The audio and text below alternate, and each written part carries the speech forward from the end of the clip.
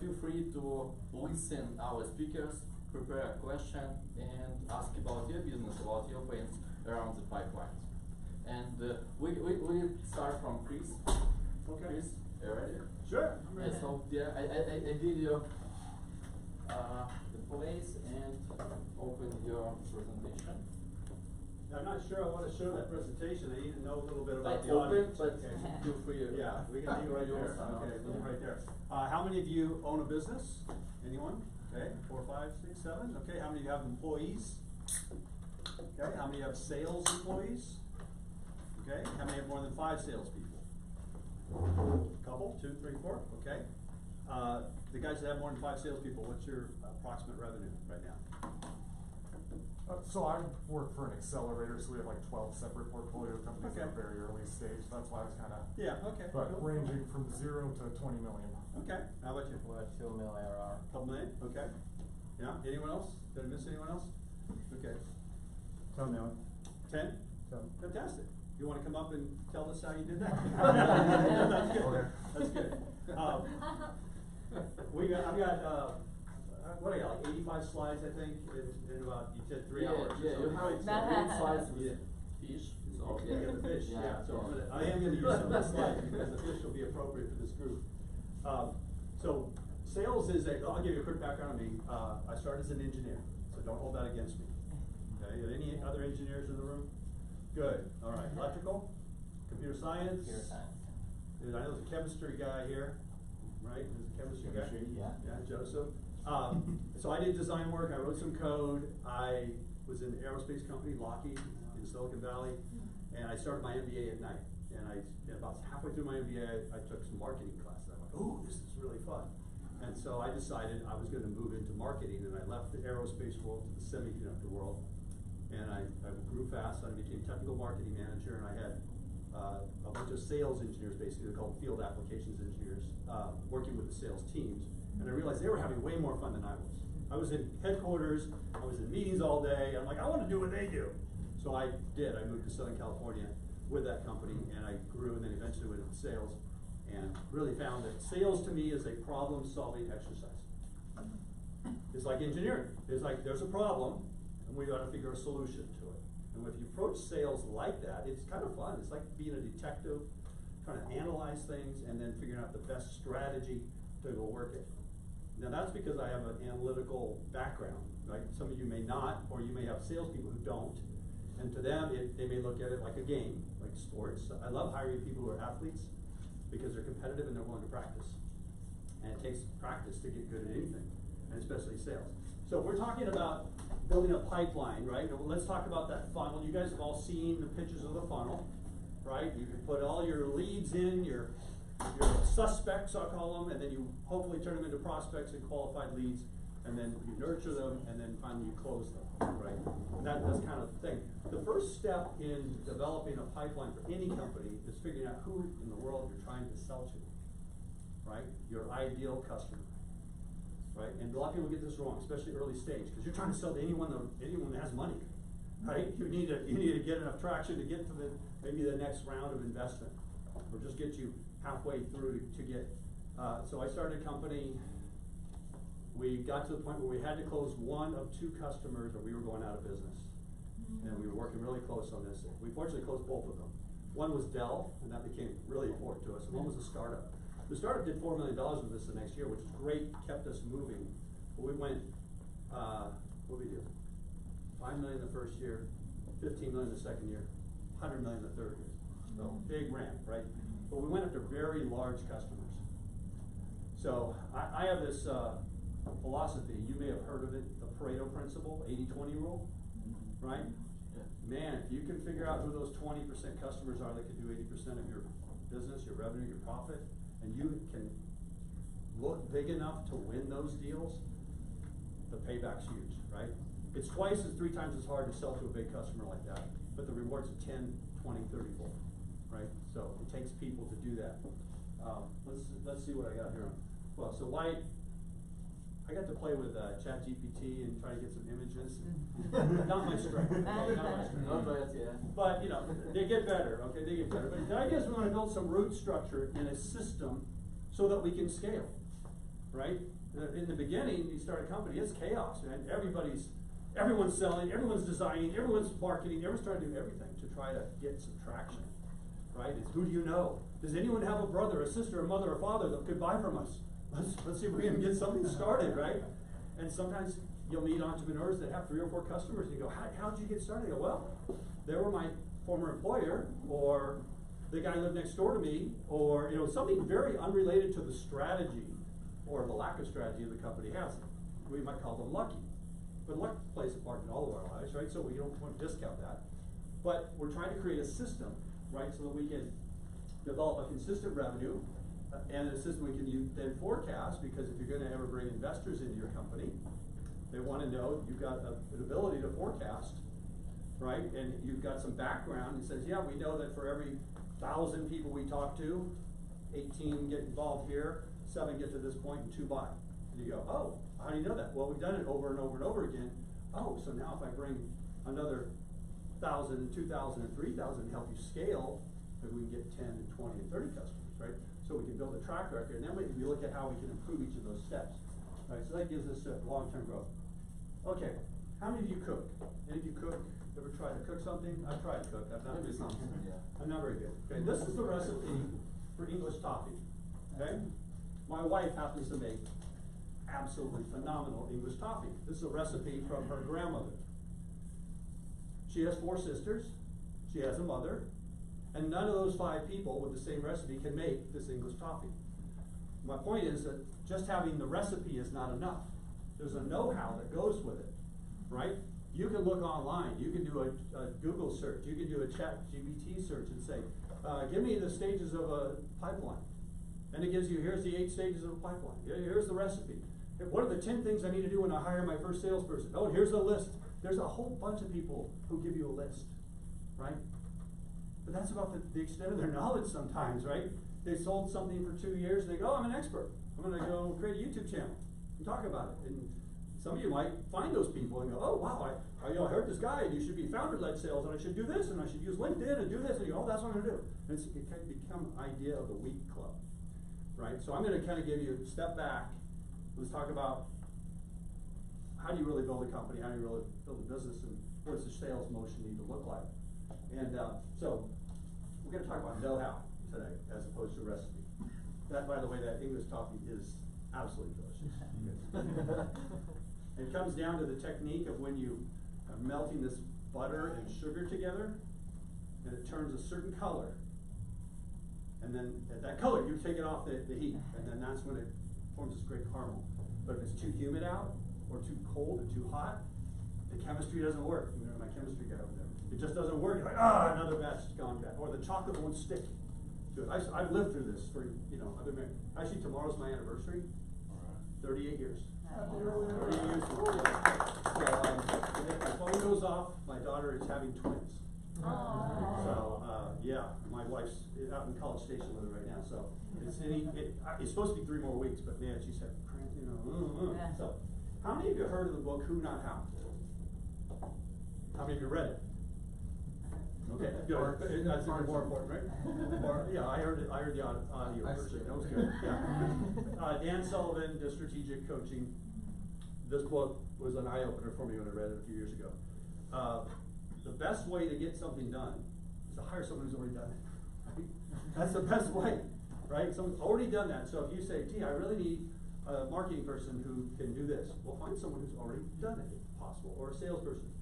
That's the best way, but guess what? Those people are expensive, right? So if you're starting a company, sometimes you don't have that luxury. You got to help people kind of grow them, or you're doing it yourself, right? But I wanted to encourage you to. This is an advertisement for me, not intentional, but I'm for hire on a fractional basis.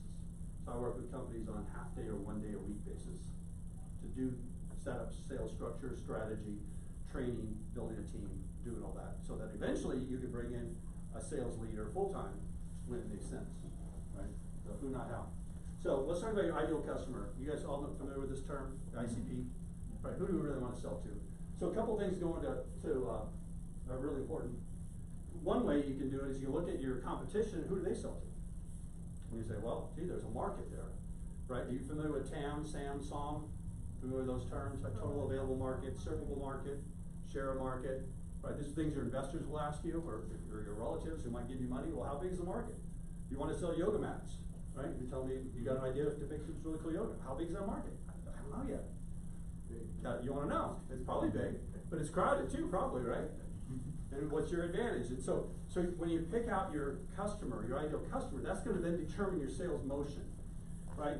So, and we want to focus on our high potential here. So let's say a friend called you and said, hey, I want to go fishing. You want to go fishing with me? Anyone here ever go fishing? Couple. I used to fish a lot. This is a rainbow trout. I used to catch rainbow trout in Truckee River, Northern California, off Lake Tahoe. With my brothers, we loved it. That's my favorite kind of fishing because it's very off the stream. It's a great experience, right? There's a certain set of tools you'll use to catch this kind of fish. It'll be quite different than if you're going for sardines. You might use a net, right? If you're going for a sailfish, and I'd like to do that, go to Cabo, get on a big boat, and go out in the middle of the Sea of Cortez and catch a 8-foot, 10-foot marlin or sailfish. That's a whole different way. Again, if that's your target, you're going to treat different. This is a lingcod. Anyone ever catch a lingcod? It's a deep sea fish. I've done this. They're ugly. They're ugly, but they taste pretty good. They're down deep, but you go out in the ocean for that. And then, of course, if you're hunting sharks, I'm going to use dynamite. I think my tool, TNT, kind of Wile E. Coyote, if you remember him. All right, so I use that illustration because everyone here has a different idea of who their target market is, but every one of you should use a method that's appropriate for that market, right? If you imagine a bullseye, well, we draw, look at this. All right, so we got our target, that's the middle of our bullseye, and then we got some rings around that bullseye, right? If I can penetrate directly to the ICP, right? If I can, sometimes I can, right? Sometimes I have a way to reach him. How might I reach him? I might send him an email, I might find him on LinkedIn, I might have him answering or watching something on YouTube or social media, right? I might have some lead magnet that can get that. I might offer something that would entice them, like a fish, right? Like a little lure that, hey, look over here, right? And they go, oh, that looks interesting. I want that guide to how to do this, the 5 steps to do that. And they want to download it. See, right? So this area right here is really valuable. These are the people who have a trusted relationship with your target audience. Okay, I'll use an example. I worked for a company very briefly. Interesting experiment. Spent a year of my life with this company. They sold HR and workers' comp insurance and payroll to small businesses, 20 to 200 employees. Right? They knew they couldn't reach a guy directly, but they could reach a commercial insurance agent who had a meeting with them every year, reviewed their contract. And so they sold to the circle around the ICP and created a commission plan that was really successful. It became a $6 billion company. Very successful, right? Just a different strategy. I never worked with that, pursuing a referral partner as your target, because then they will, one, they're money motivated, and then go, not all your referral partners are money motivated. How many of you know an attorney? Unfortunately, when you need an attorney, you want to know an attorney, right? They have a bad rep, but it's sometimes good to know a good attorney. They can't refer for money, right? It's a violation of their ethics. CPAs, same thing, right? So we meet CPAs and, hey, these business owners? And they go, yeah, but I couldn't feel good about taking a commission. So you want to find people who are motivated to do that. So your strategy might be, are there other people already involved with your customer base, already have a trusted relationship where you get to leverage that trust to get early access or better access to that same target market? In the semiconductor world, there's manufacturers reps that sell for 6, 7, 10 different companies, all non-competitive. And they are a great source for if you want to sell chips into a company, because they have relationships with the guys. They already sell 3 or 4 other things, right? So that's the referral piece. How many of you tried to use LinkedIn as a lead generation? Yeah, how's it working? Okay. Yeah, okay. I use it myself. Now what I did was I use it as a front end. I outsourced, because it's very time intensive. I outsourced to a company who can act like me on LinkedIn, reach out to my target audience, to my ICP. So my ICP are business owners of $5 to $50 million revenue companies. Are there a few of those? There's a lot of those. Do they come to mixers and things? Not usually. right? They're busy doing stuff. So you don't have access to them, so you gotta figure, how am I gonna reach these people? So I conduct executive roundtables, I do 2 a month. I do them on Zoom. I invite 10 to 15 people. Is that me? Okay, I'm just making sure it's not the baby. Okay. Yeah, that's right. So I do these executive roundtables. I invite 10. I can't really have more than 10 people really. So we'll invite like 15 people. We get usually 6 to 8 to show up. And we'll spend an hour talking about sales problems, and then out of that we get one-on-ones, and out of that we get, hey, can you help me? Gee, you seem to know something about this, can you help me? And that's just my sales motion, right? So I outsourced a piece of it that's very time intensive, it doesn't cost me that much, to get my funnel filled, right? Because I can only handle so many anyway. And then I try to find a cost-effective way to have that first introduction, or what I call the disqualification stage. Hey, would you like to participate in this roundtable? It's gonna take an hour of your time. It's free, but it's gonna take your time. Well, time cost is worth something too, right? So some people say, oh, I don't want, Chris, I'd love to talk, I can't go on that day at that time. Okay, how about a one-on-one? That's good. They say yes. They've identified themselves, like I have a real need, I have an interest in solving the need, and I'm willing to take some time to do it. The ones that say no, they're out, they're done, right? When you're building a business and you're trying to manage a pipeline, you want to disqualify people as fast as possible. Fast as possible. You don't have time to talk to everybody. If someone's going to say, no, man, I would like to know right away. You're a no, you don't fit, right?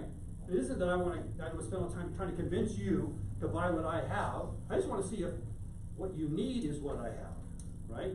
Now, I might have to spend some time explaining it or educating you in some way, but if it's not fit or the timing's not right, you're familiar with some of these ways of qualifying, right? BANT. How many heard of BANT? B-A-N-T. Yeah.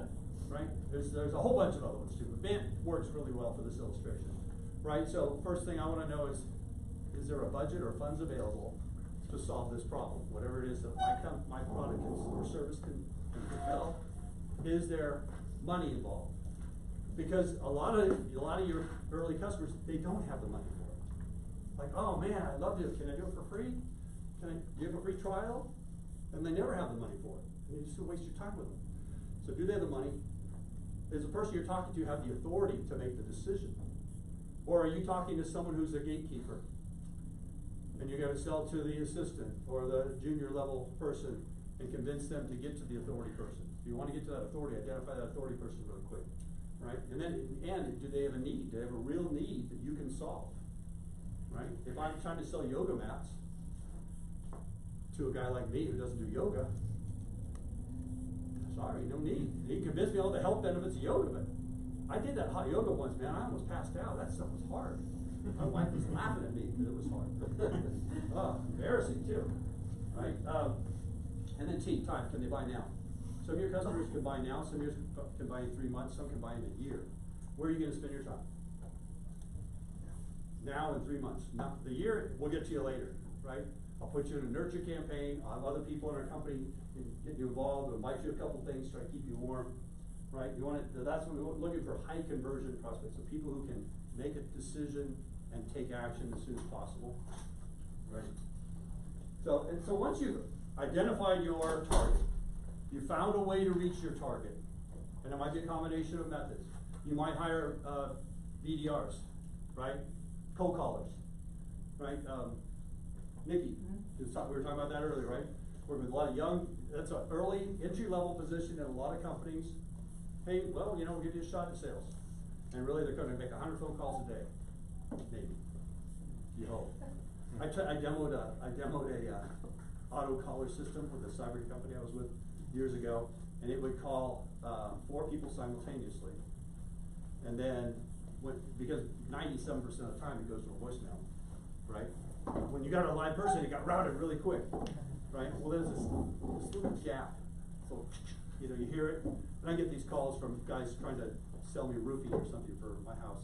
They must think my house needs it. I get all these contractor guys calling at a house in California, so they call me, and I see it, and I usually say it's spam, okay, I'll leave it. But every once in a while, I wonder, and I'll answer it, and I'll hear like click, and damn it! It got me again. And then I say, hey, you're cold calling, you selling solar? What are you selling? Oh, no, we're the the public utility, don't give me that, right? I can hear the bullpen, right? But those are sometimes effective, 1 or 2%, just like cold email, just like, in fact, anyone using video in your email outreach? Pretty effective. You get open rates like 4 or 5 times a regular email. Loom is an interesting company, Vidyard is another one. You can work with, do these little 20, 30-second videos. People go, oh, I'll click on that. That's what you want, right? Get them to click open and say, hey, that might be for you. But we want to build a funnel that allows us to filter out people at each stage, so we don't spend our most precious resource, our time, with people who aren't qualified to buy today, right, or buy soon, right? So, and then what you do is you measure your conversions from each step. You say, hey, I know for 1,000 leads, I got 15 suspects, 5 prospects, 2 people who bought. Or whatever those numbers are. Now I go, okay, how do I improve each step of those? And that's where you start looking for automation. You go, or is there a tool that can help me make this, from this lead to this lead, better? Like for me, tool was, I don't want to do the prospecting, so I'm going to hire someone, a tool. You could be people or software or both, right? To do an aspect of that to keep filling that funnel for me. You might have a tool that says, I want someone to do nurturing, right? I have the nurturing. There's my nurture. Mother duck, right? It's a great picture of, we're just gonna kind of keep these guys warm, educate them every month. We got a newsletter, right? You might hire someone to do a newsletter for you if you want to do it yourself, right? Or maybe it's some social media posts, right? That you're getting people to become familiar, building up the trust that you have. So when the timing is right, they don't go with your competitors. Or they forgot about you and they go, oh yeah, we really need to do that. It's been a problem for a while. And they talk, the next guy that walks in and gets the business.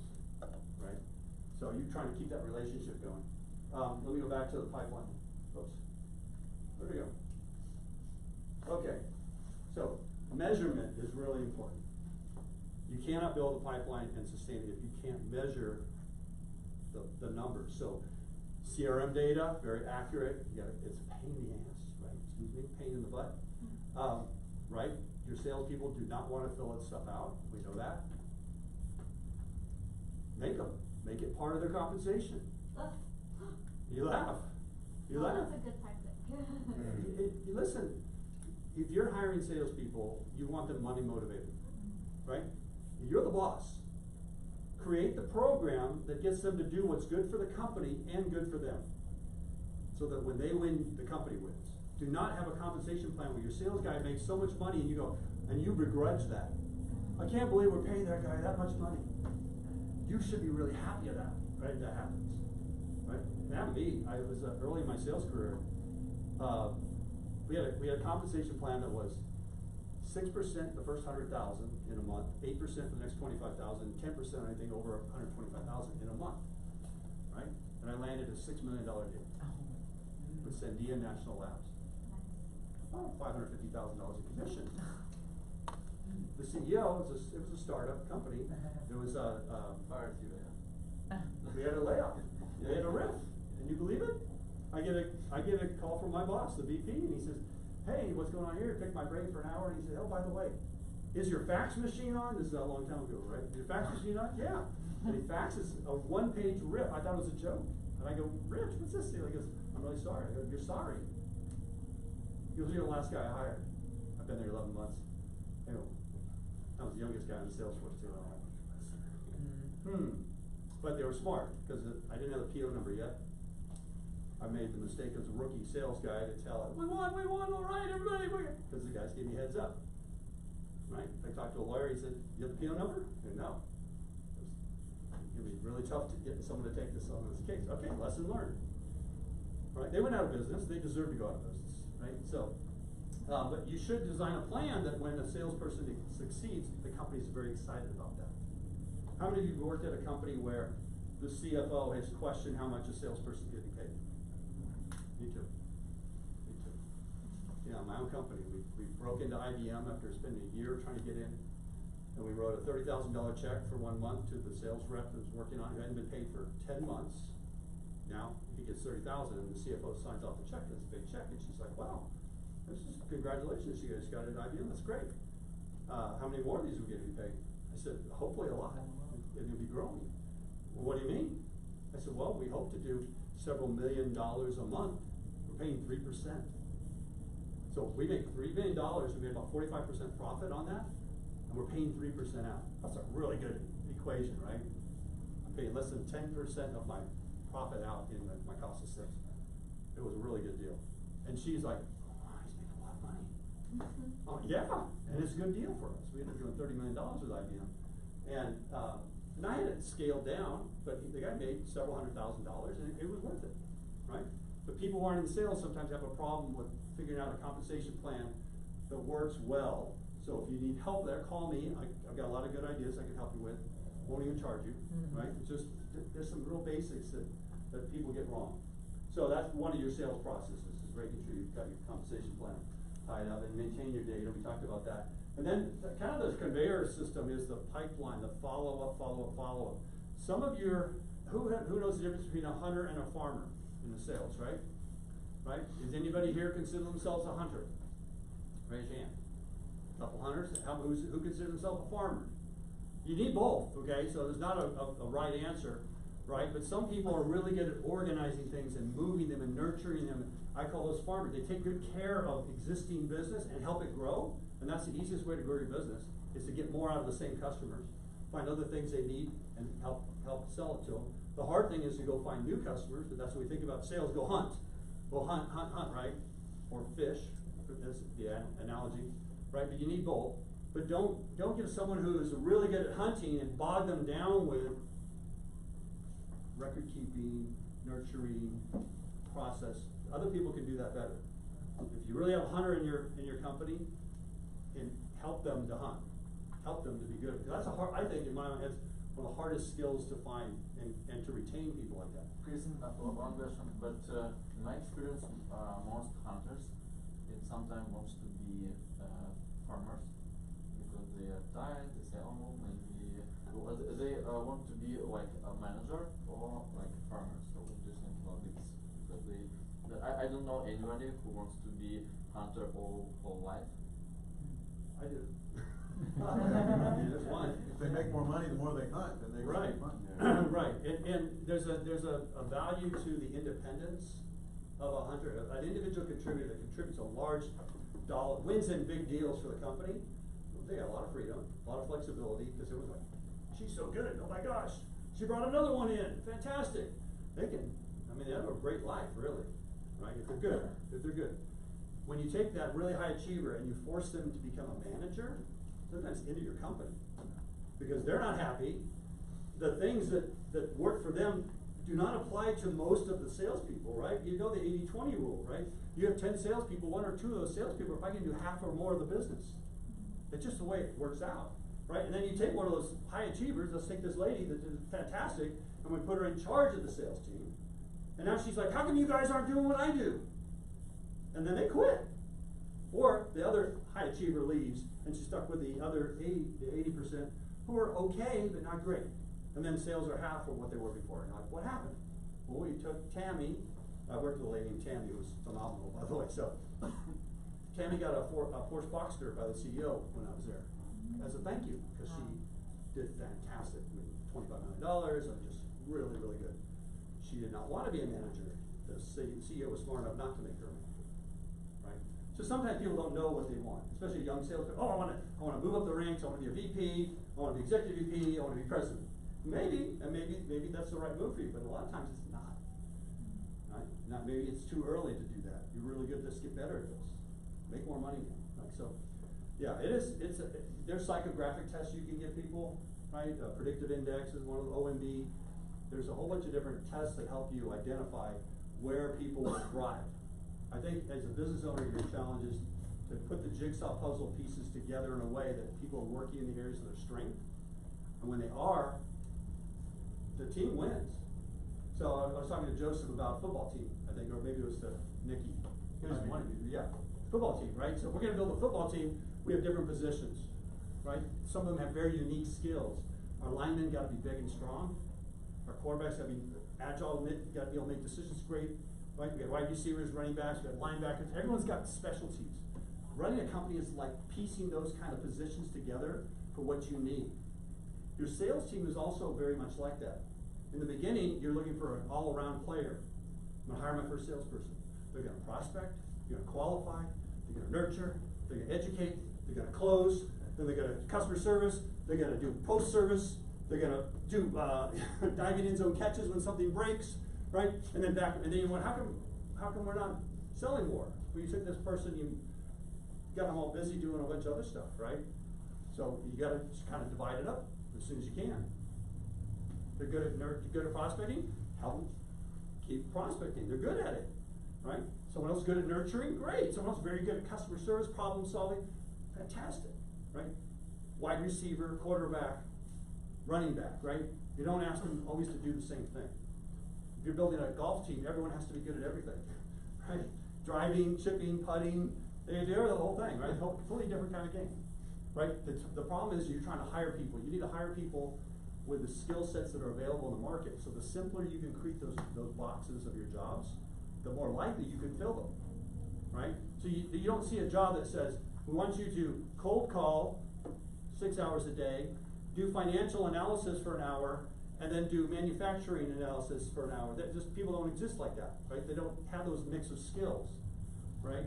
Why would you think they could do the same thing? What's that? Unless they're a CEO, founder. Unless they're a founder, right? That's when you find someone like that, they end up being, I can do it, I'll have to do everything, so I'll do it, right?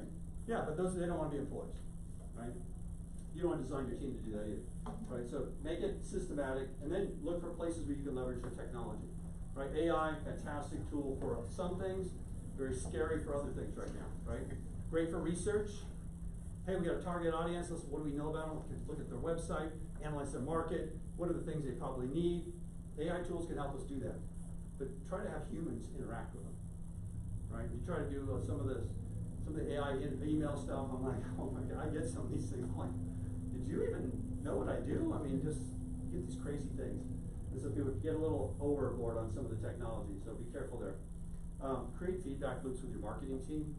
Hopefully you have a marketing team, or at least a marketing person, right? I look at marketing as the people who develop the ammunition, and the sales team are the people who shoot at the customer, right? They're in the foxhole, they're out there doing the work in the trenches, and they need sometimes new ammunition, and so there has to be some feedback.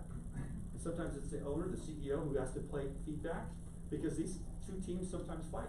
Like Mike's in marketing, right? He knows this. I mean, I was in marketing, then I moved into sales, and some of the guys I worked with in sales had never done marketing, and it was, oh, those guys don't know what they're doing, they're stuck in their ivory tower, right? Sometimes it was true. I mean, sometimes it was a misunderstanding, or the sales guy never knew what the marketing guy had never been in the field. So hey, come with me, come with the customer. Oh wow, that was really different. It was really different than what I thought you did. Yeah. You know, they had a 20-page PowerPoint, and we got to the first 2 pages and the meeting ended. Like, whoa, what happened? Didn't get to my punchline. Yeah, a lot of times you don't have a conference room for an hour. Knock on the door. You know, I say if a company is knocking you out of conference rooms, that company's growing. Like Cisco, we do business with Cisco. You can never get a conference room for more than half an hour, man. It was crazy. Go to Sun Micro, you remember Sun Micro the day? Ghost town. We had conference room all day. I'm like, this company's going out of business. And they did, right? It was like, too slow, right? It's like our US government finding out that people aren't coming to work. It's like, what do you need? They didn't answer the email. Like, come on. So feedback as usual. Okay, wrap it up. I hope I'm good on time, right? Key steps, right? Who we're talking to, what kind of fish. Right? Identifying who our customers are and who's that inner circle near them will give us then reasons on how we're going to reach them. What are the tools we're going to use to try to reach that customer, right? And then what are we doing? Qualify or disqualify. Oh, you don't have money? You don't have a need now? You don't have the authority? I got to find the person in the company that has the authority, right? I want to align the timing, right? And then we're going to spend time educating, persuading, pressing on where does it hurt. So I'm a doctor, you come to me, you say, I hurt my shoulder. And I go, oh, well, let me see, let's diagnose it, let's figure out where it hurts. And then, does it hurt right here? Oh, and then, really here? Yes, really here. You want to accentuate the need and the pain of not fixing the problem, right? To motivate, because status quo is typically your biggest competitor, right? That's a good idea, but yeah, I don't know if we have to fix it right now. I don't know if we have to buy that service from you right now, or that product right now. So we want to accentuate that, engage. Some people aren't ready now, so we don't wanna lose them, we gotta nurture them, mother duck. We gotta find ways to keep them engaged, right? Closed land, everyone, oh, I wanna close it, I wanna close it. People, if you set up the process the right way, the close is a fairly natural thing. It's not some momentous occasion in the cycle, right? If I'm shopping for a new car, I have a need. Now, maybe I need a bigger car because I've got grandkids and I need car seats and I want to have a bigger car. So all of a sudden, I have a need. I stop by the Cadillac dealer and I say, hey, I want to look at the Escalades. He goes, oh yeah, okay. If they have what I want and it's time, I'm gonna buy. I'm ready to buy. They don't have to twist my arm. They have to offer me a deal. But if that's not the time for me, I don't care what the deal is. You're not gonna change my mind, right? So sometimes we get all wound up about how we're gonna force the customer close, how we're going to manipulate them or persuade them. Doesn't work long term, right? So you got to ask the questions in the engagement part, right? If we can fix this problem, if we can meet your price targets, if we can deliver this service for this, do you see any reason that we couldn't move forward with an agreement? I don't use contracts. I don't send proposals. I send agreements, right? And so people say, oh, send me your proposal. Well, let's talk about the proposal. Let's talk right now. We're talking. Let's negotiate it. Let's understand, make sure you don't have any questions as we talk about it. Let's do that. And then we'll come to an agreement and we give you an agreement that covers everything we just talked about. It's not a big deal at that point, right? But some people, it gets really lost when the lawyers get involved. Guys, everyone did business with a big company and it goes to their lawyers. Oh man. We're doing work with Apple. Apple's got an MSA, I forget what it's like, a master supplier agreement. Right, one of our chip companies says, hey, you do business with Apple? How did you get through that 48-page contract? I go, we signed it. What do you mean, how we get through it? He goes, oh, our lawyer's been fighting over for a year. I go, for a year you haven't been doing business with Apple because your lawyers, who may not be with the company next year, are arguing about terms? Do you want to do business or not? I mean, you got an 800-pound gorilla. Do you want to do business? Sometimes it's just, you got to accept it, right? I'm not saying don't use a lawyer. I'm not saying be reasonable with what you want in that agreement. And then it's measure, measure, measure, refine, measure, refine. How about if I increase 2% from prospect to lead, right? 2% impact, what does that do to my bottom line? If I get another 3 or 4% here from our demo to proof of concept or proof of value, right? I was in cybersecurity. Our big goal was we wanted to do a demo and get the customer to say, I'll try it for a month for free. That was our sales motion, right? And so, you know what we did? We tripled the people doing that by making our demo really short, right? Why are we doing an hour-long demo? What? Oh my gosh, after an hour, everyone just says, I'm too confused. We made it 10 minutes. What is it that you're really concerned about? Great, let me show you how to do that. Boom. It does a whole bunch of other stuff. You should play with it for a while. Oh, okay, great. It's kind of put yourself in the customer's shoes and say, what will make it move to the next step, right? You got to do that. Measure it. I think that is it. That's it. Okay. Any questions? Yes. You mentioned tying in certain behaviors with the compensation. Can you give me a few examples of really good ones you've seen? Oh yeah. Yeah. Okay. So this is funny. We had our salespeople got kind of lazy. They were just outside salespeople, and they were not engaging our distributors who were here around. I was with Philips Semiconductors at the time. So we only had, in the whole company, it was a $7 billion company or something at that time. We had 100 direct customers in the world, and everyone else went through a channel partner, right? So part of the role of the sales team was we needed to have social engagements with the distributors so they would remember us and find opportunities for us because we made products that other people made too, right?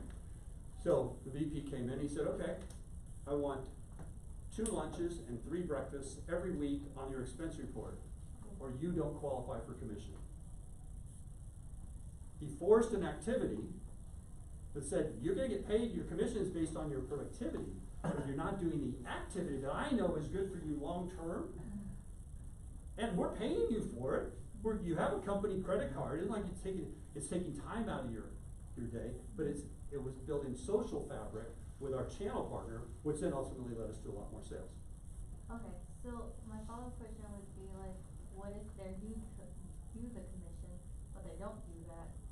They don't like hit those. You're the boss. KPIs? You're the boss. You create the plan. Yeah. You go over it with them clearly. Here's our new plan. Here's how it works. Here's a signature line for you to say that you understand how it works. You're gonna have to update your CRM every week. I did another company, one of the cyber companies I worked with. I said, look, we had 8 sales managers, we had all these distributors. I said, I want a high-low report from every one of you on Friday. 3 bullets. I don't want full sentences. I want bullets only. 3 highlights, 3 lowlights. I can read it in 1 minute, and I'll ask you if I want more detail. I do not want detailed reports. I don't have time to read them. Yeah. Right? I want to see what were the 3 or 4 things I need to get involved with, or get other people in the company involved with, and I need a mechanism to do that. But you just make it part of the compensation program. Okay. Managing sales is really the easiest thing, is because you control the purse strings, right? So you say, hey, look, I'm not gonna ask you to do stupid things that aren't good for the company, or aren't good for you personally. But reporting, measuring, meeting with your distributors or your channel partners, those are important things, right? So, I had one guy, he loved to golf, right? And so he wanted to turn in these expense reports. I want to golf. And so finally I had to say, look, if you can do anything that costs over $400 in terms of an expense, as a single expense, you need pre-approval. I will likely approve it, I just want to know about it. I don't want to be surprised about it. Oh, is that, still do it. We're just waiting for some communication. Because sometimes they go, well, I really have no business with this customer. There's no good reason, I just like him, I want to go golfing. And I'm like, is that good for business? The fact that he had to answer the question, he didn't want to do it, right? So sometimes you just have to babysit. Any other questions? Yes, sir. Alright, so, yoga mat guy here got called out a few times, but, right now, actually, I was talking to actually like a sales coach, like last week actually, and he told me that the first meeting that we had over phone about, the product I wanted to create and sell was gonna be free. That any meetings I would have afterwards, he would charge me $1,000 a month to just meet with him whenever. Wow. Is it worth, working with, people who are experienced within that field that are charging you like that much money? At some point it might be, but I wouldn't do it now. Alright. I wouldn't do it now at all. There's plenty of free resources. The Capital Factory has mentors, there's other accelerators you can meet a lot of people. Okay. I wouldn't spend any money right now on that kind of stuff. Okay, thank you. Yeah. One more question? Anything else? Yes, sir. I wanted to ask earlier, if you had any like rule of thumbs, and I get that this will be very different for different business models, for compensation plans when you have a hunter pass off to farmer. Yeah. That's something I've seen in my career. Now, once in the materials distribution world, where like I was the hunter guy, and like they could have said, we're not gonna pay him anything and we're gonna fire him the first client he brings in, and people would have been like, but he doesn't have to be in the monthly sales meeting, that's bullshit. Everybody hates the hunter for whatever. I think it makes a lot of sense in SaaS models because you just have like more recurring revenue, and generally you see that trickle down, and it's just whatever flat for the account managers. But any rule of thumbs for like $100 of revenue, what should go to hunter farmer? Kind of, I look at it, so look at profit per customer, right? Not revenue, Right. but profit, right? So I'm willing to give up 20% of the profit for anything related to the sales, right? I can live with that model all day long, right? Now it doesn't mean one person, I mean anybody involved in that. So let's say we're splitting up 20 cents on every dollar, right, of profit, and we say, gee, what's the hardest thing to do? And maybe it's to grow that company from 1,000 users a month to 5,000, or $1,000 to $5,000 a month, or whatever it is. It might be the nurturing and farming side might be the harder part. Mm-hmm. And maybe everybody jumps in on the free trial, right? Oh, what, free trial, yeah. So you get your hunters selling free trials, how many of them convert, right? So you gotta look at where the real value is, or where's the sticking point, right? And then incentivize the things to get through the sticking point, right? If you're selling like, obviously more hardware, or engineering software, so these are big ticket items, $20,000 a copy, per seat kind of thing, right? So it was all about who could find the business and get them to buy. The rest of the company would do backflips to keep it once it was won, right? So that's their job, they're on a salary. Look, you exist because we sell to customers, right? If we don't sell to customers, none of us have a job. Yeah. Right, so you don't need a strong commission plan. I would look at like a 50-50 kind of base. If you have and I did straight commissions as well, myself, because I knew I could make a lot more money, but not that many people are confident enough to do that. So they end up, if they don't get success really early, they end up leaving, because they're like, I'm starving, I'm not, right? So enough salary so someone can live but not live well, right? And then they make their money on the commission, they're motivated to do that. I think some people do a flat salary, and you get people very comfortable. Well, we sold some this month, we didn't sell last month. I want incentive, I want people tied to the success. Yeah. Thank you. Yes, sir. So, sir, I have a question here. Based on your experience, I do believe that you have a very wide sales budget. So, what do you think is better as a solution if as an entrepreneur to offer to people? The first solution is to offer zero fee seller, but with highest commission. And the second solution is offer fixed minimum fixed monthly salary, yeah. but with a lower commission. What do you think is the better? If you want someone with talent, right? If you want someone with talent, you have to pay some salary, you have to pay some salary. Yeah. If you're gonna take someone with no talent, that says, look, I'll do anything, I'm hungry, I'm unemployed, I'll do anything. It depends how long it takes also to sell, So, right? If your sales cycle is 3 or 4 or 5 months, a commission only is very difficult for someone to invest their time, not get any money at all, right? You're not gonna tend to hire or retain quality people in that space. Unless they're taking over for an existing salesperson, where there's a book of business that's ongoing and creating some revenue, then maybe you can do a commission only.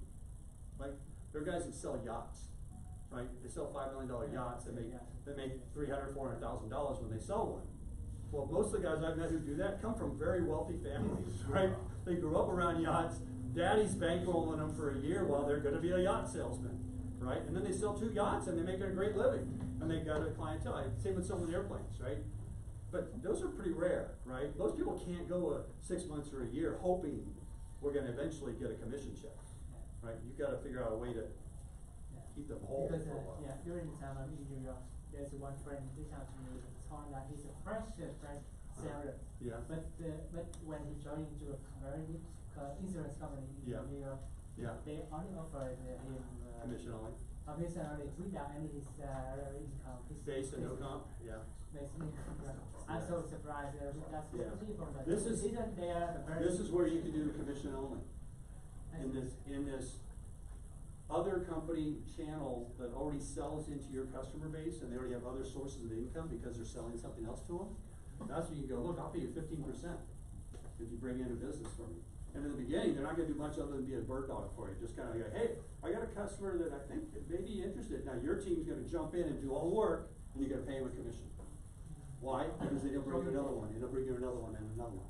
Yeah, we have a call 1, call 2 structure, so we do 5% for like setting and for prospecting and setting, and then 10% for closing. Okay. But if the closer or the rep sets their own appointments and closes them, they get 15. Right, so we do have setters, and prospectors separated from our closers. Mm-hmm. And sometimes, to your point earlier, top closers are like the worst at follow-up. Yes. Right, because they're just waiting for those new appointments to come in, Right. new appointments to come in, and they're banking on their ability to close, because they have a higher, Yeah. percentage of close. But like, as far as follow-up goes, in that instance, if somebody else, I implemented, to increase the follow-up, actually, we implemented the swipe rule. So the swipe rule is, if you go in the CRM and you see 3 days of no contact and no notes, you can swipe swipe it the and steal the account. commission, and you get the entire commission. So that, So it leveled the playing field, because I would have top closers We got that were lazy. closing, but they weren't following up. And then new guys who weren't as strong, but they would go through and look at the people that the top closer presented to, but didn't follow up with. And they would swipe those deals, and it leveled the playing field out to where now they're making, so it also increased our follow-up rate, like crazy. yeah, it's something to lose, right? Yeah. So that's another incentive So we program, gamified right? it, yeah. Yeah, make a game out of it, and so, it's like, I can get you to modify your behavior if I'm controlling your compensation plan, right? So, hey, you're not following up enough, that's again, look at the metrics and going, wow, you know what? Like, I did this, analyze this with the cyber company I was with, for the 3 years prior that I was there, I'm like, you know, if they don't close in like 72 days from our first meeting, they don't close. The tail is really long, and we had one guy 2 years later, but that's it. Right? So hundreds of customers, it's not even worth paying attention to, right? If we don't close them in the first 90 days, we gotta move on, guys. And all of a sudden it changed the whole urgency. Cause they go, oh my, got a big pipeline, oh yeah, they gotta do it next month, they're gone. They're gone. We let them go, they're gone. They'll find something else, another fire, another company comes in, all of a sudden they're focused on that. So that analysis is really important. So it was smarter what you did. You go, hey, if they're not following up in a few days, we're not closing them, right? So how do I change this? And you're smart, and you go, hey, I got hungry people who will do the work, and it will motivate the other people because there's something to lose. Yeah, first they get mad. They're like, oh, Oh, sure. John swiped my He swiped my sale. account. And I'm like, well, you can do it to him too. Also, you know he's not as strong of a closer, so if you see 3 days of no follow-up, go pick it up and close Now, it. the challenge is that every industry is different, right? 3 days might be too close for your business. Right? So all of a sudden, and then you get one sales guy, then another sales, well, wait a minute, John called me Tuesday, it's Friday, who are you? Right? So you gotta be careful about what is paid, but the measurement will tell you that. It will say, okay, we've been doing this a while, we got some trends, it's okay to experiment, right? It's okay to experiment. Remember 80-20 rule though, your high-performing salespeople, be careful with what you experiment, because you lose them, right? Especially if you change the comp plan, and it's gonna cost them money. They have options, they're good, and they know it, right? So you go, oh wow, you know, Mary, or Tammy, in my case I worked with a Tammy, the one that got the Porsche Boxster, right? All of a sudden things weren't going so hot, she left, and 5 people followed her, went to another company. Yeah, they all did well, because they were good, and she was really good. Like, the guy wasn't paying, and all of a sudden he changed, he messed around with things, so you gotta it's a little bit of kid gloves when you're starting things out like that. But when you get a winner like that, man, find a way to help make a lot of money, it'll make you a lot of money. Okay, well, thank you very much. My number's up there. I'll be here all day, right? Yeah, thank you, Chris. It's hard to stop this conversation, so you're a good provocator. And it's words, yes, so we plan the speaker can bring some ideas and then we can talk about this. So I have the second speaker, Katrine. So let me help you to bring the presentation.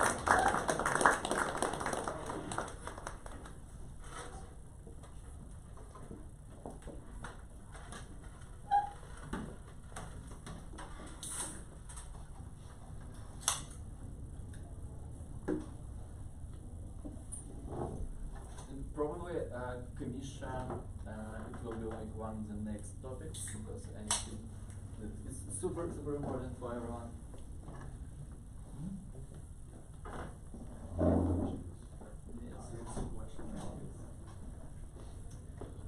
Hi everyone, I am Kathy Moore. I know Chris asked a couple of good audience questions to get started, and there were a fair number of founders and business owners in the room. Can I just get a reminder of who that was? Okay, awesome. Anyone who is in the early stages of a sales career, maybe done sales at 1 or 2 organizations? Okay, a couple. Anybody who is more of a career salesperson, maybe 2, 3 plus years in sales? Cool. The last group, Chris included, I don't have a lot to teach you guys. I did look at Chris's background and I was like, I'm gonna have to think about this a little bit differently because there's not a lot that I could teach a room following Chris. So what I did land on is just thinking through the pipeline mindset for startups. So in my mind, that was kind of the 0 to 3 million in revenue stage. We'll round it up to 5, so that way we can get you into Chris's ICP and you can go hire him and figure out sales again. A little bit about me and where I am now. I'm at a firm here in Austin called Live Oak Ventures. We invest in early stage tech companies. Maybe don't post this picture because I changed our brand colors and I don't want our marketing person. Okay, if you go to our website, there's a lot of great stuff. But feel free to post any other photos. But we are an early stage fund that is located here in Austin. We exclusively invest in Texas-based founders, and we come in at the early stage. So this says pre-seed Series B here. More typically, it's seed and Series A. A lot of what that looks like on the practical level is sometimes there's no revenue, sometimes it's just a product, and you have to go prove out how you're going to go get that revenue. Sometimes, ideally, there is a little bit of revenue, a little bit of repeatability that kind of gives us the confidence of, okay, you've done this a couple of times, you know who you're selling to, let's help you scale this and really kind of get a process down to go rinse and repeat. And we're looking at mostly tech companies, tech and tech-enabled services, but if you look at our portfolio, it's a lot of B2B software. A lot of my background is in B2B enterprise software, so there's a little bit of a bent towards that focus in this presentation, but try to cover a couple other things too. Before Live Oak, this is my background. When I was a senior in college, I was all set up to go be a paralegal in Sao Paulo for 2 years, apply to law school, become one of the attorneys that you don't want to know until you have to know them. Luckily for me, getting me down this path, I did happen to connect with an alum who founded a company called TopTal. If you've ever used outsourced engineering talent, you might have heard of them. It's essentially a freelance marketplace for software engineers. You can hire them to build out code on a project basis, and there's some white glove matching service vetting as well, so you get a really high quality group of software engineers to choose from. So I started working with them spring of my senior year of college, just on a project basis, and fell in love with the work, fell in love with kind of the excitement of the early stage startup world. I was the first non-engineer that they brought on to work for their team, and very project-based. They weren't even sure if this was gonna work, if they wanted non-engineers. So test basis. When I did graduate from college, I went and joined full-time, which was an awesome experience. The company is fully remote, so I got to live and work abroad for 2 years and still, grow and learn and progress my career at the same time. And I think my title technically was growth strategy, but really my job was to do everything that it didn't make sense for the developers to do, which was a lot of growth, and it was a lot of thinking about how we expand into new verticals and how we grow our community of software developers. Less so on the sales and customer side of people who are hiring those developers, but does anybody work at a marketplace company or have a marketplace company? We have one. So you understand the pain of you're growing two very distinct groups. That was certainly the case at TopTal, and I was more focused on the developer group side. From there, I went into really my first true sales role, kind of accidentally. There was a cybersecurity company called Darktrace back in 2017. Happened to randomly reach out to me on LinkedIn and saw the product. It was awesome, and thought this is a company I want to be a part of in any way possible. What they were hiring for at that point was account executives to go scale and grow the business. So that's the role that I entered Darktrace as, an on-the-ground account executive.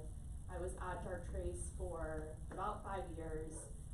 A lot of change during that time. I joined shortly before they raised a Series C, and was there through IPO and first year as a public company.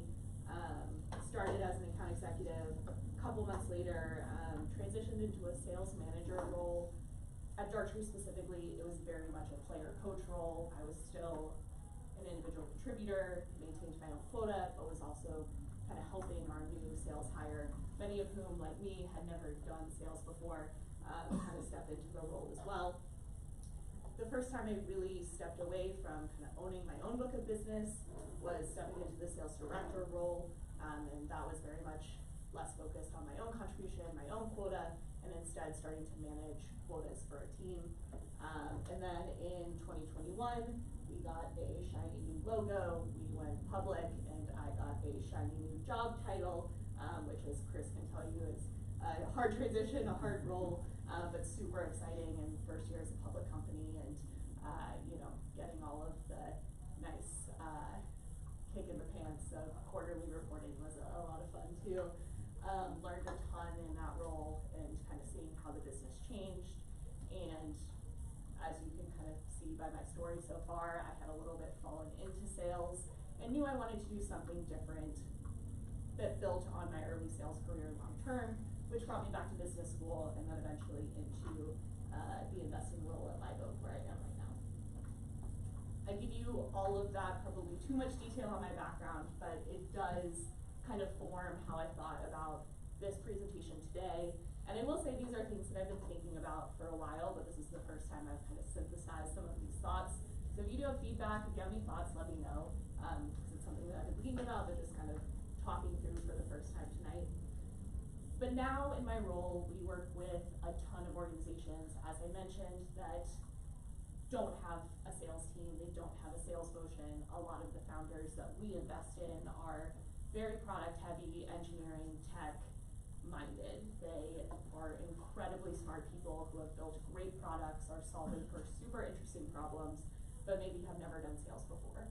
And so that's kind of who I'm coming into the lens of this presentation thinking about. It's who now I work with on a day-to-day basis, and hopefully have some takeaways from my early sales career where I was doing sales for the first time without a lot of kind of the practical knowledge of sales methodologies and really solid training, but just kind of figuring it out as I go. I do think there are some good parallels to that stage of my career and some of the founders that at least we work with now. So the way that I kind of think about it is the account executive on the ground role. That's kind of this similar band of the founder-led sales. So when you are super early on in your company, you don't have go-to salespeople, you are the one selling, you're the one building product, you're the one figuring out who that ICP is, doing everything. The sales manager category, in my mind, is really when you bring on that founding AE hire. I was talking to, I think, Miguel before the presentation started about, you know, when you make your first sales hire, is it a VP of sales, is it a founding AE, is it outsourcing, different things I think work for different companies. What we see with a lot of our companies is they choose to bring in a founding AE who can go out and execute. And so that's kind of similar to the sales manager stage for me at Darktrace. And then sales director, kind of scaling those AEs. Maybe that's the point where you bring in a BDR as well, or an account manager, and start defining some of those sales roles. And then finally, the VP of sales is kind of when you make that really key sales leadership hire. Again, maybe that's the fractional VP of sales role, maybe that's a full-time person, really depends on your company. But that's kind of the way that I equate at least the sales stages that I've been through professionally and what I see a lot of our founders going through. So what does that mean for pipeline? I'm going to kind of go through it stage by stage. So the first stage being that founder-led sales, account executive bucket. This is very much you're the individual contributor and you have that mindset. Whether you're the boots on the ground AE or you're the founder, you're the one that's driving your pipeline. You are the only one that's driving your pipeline. Maybe if you're lucky, you have, as an account executive, some good BDRs. Maybe as a founder, if you're lucky, you have those relationships that you can use to sell into. But at the end of the day, your success is your own responsibility. My personal view on this stage, especially from the founder lens, is that quantity over quality is okay, but very much from the view that everything is feedback. So even though, you know, you might not be talking to your most quality lead, your most quality ICP, you're still going to get good feedback in those early stages that you can use to inform ultimately the better quality that you bring in down the line. And then Chris really touched on this. I echo this so emphatically. You can't measure what you don't track. And so starting from the very beginning, your life will be so much easier if you are tracking everything. It can be an Excel spreadsheet, it can be a notebook and pen, it can be a CRM, but definitely track everything you're doing. And I think it's super helpful to break down your KPIs into things that are trackable on a daily basis. So for me, as an account executive, obviously I had a revenue number, but at Darktrace, there were things that fed into that revenue number ultimately, and for us, it was similar to cybersecurity. We were doing proof of value trials, and a certain number of those would translate into a closed deal. To get to the proof of value trial, a certain number of scoping calls would give you the ideal number of POVs. and a certain number of first meetings would give you the ideal number of scoping calls, certain number of cold calls, cold emails would give you those first meetings. So in that stage, it's super important to break down, okay, yes, this is my target revenue number, maybe as a founder, this is my target number of design partner, potential customer conversations. To get to that number, what do I need to be doing on a daily or even hourly basis to get to ultimately what I'm trying to achieve? And then as you're going through all of this, track it, document what works, what doesn't. And the one thing that I'm super jealous about from the founder lens is you can convert customer discovery into your pipeline. So one thing that's super easy as a founder to reach out and say is, hey, I'm building a new product, I'm building this new business, I would love your feedback. People love giving their feedback. People don't always love talking to salespeople. So as a founder, you have that automatic foot in the door of, hey, let me reach out to people who, yes, could be my customers, but I'm not asking them to be my customer. I'm not asking them to think about buying at this stage. I just want their feedback, their thoughts. And then when that meeting goes well, then you can kind of funnel them into your sales process. This is also, I think, a really good stage to experiment with your prospecting approaches. Chris talked about his events and his small dinners. I think that's something that works super well for a ton of great kind of business building. It might not be what works best for your business. Maybe it is those LinkedIn messages, maybe it is cold calls, maybe it's emails, maybe it's events at Capital Factory, but this is kind of the time to try everything and figure out what works and what you can kind of move forward focusing on. Second band, in my mind, is the player-coach mindset. In a sales role, this is honestly when I had the most fun, because you're still owning the sales process, you're still driving your own success, but you're also kind of bringing in that team environment. For the founder perspective, I would say at this stage you're still very involved in your sales process, and what I was equating that to is kind of bringing in your first founding AE. This is someone who ideally knows sales processes so much better than you do, but you still know the product the best. You've still been talking to customers the most. So it's a really great way to just jointly tackle some of those early customers and early deals. And the great thing too is if, at the bottom, this is an incredibly important hire. If you hire the right person, it can increase your funnel and increase your pipeline exponentially, because especially for the founders that we work with, they're not pipeline builders, they're not executing sales, they are building product. But if you hire the right person that has the experience and knows how to do that, especially someone that has experience going 0 to 1, if that's the stage you're at, or 1 to 5, whatever the case may be, then it increases your own capabilities so much more, because that person is focused on what they do best, and then you can come in and kind of help close out the process and have those more meaty customer conversations. This is also a good time, I think, to standardize your qualification frameworks, because at least how I was thinking about it, at the kind of stage 1, you're maybe prioritizing quantity over quality. This is when you start thinking about, okay, what does quality actually mean? Who are the people that I really want to go out after and spend my time on? And once I am hiring people, salespeople that I'm paying well, where do I want them spending their time too?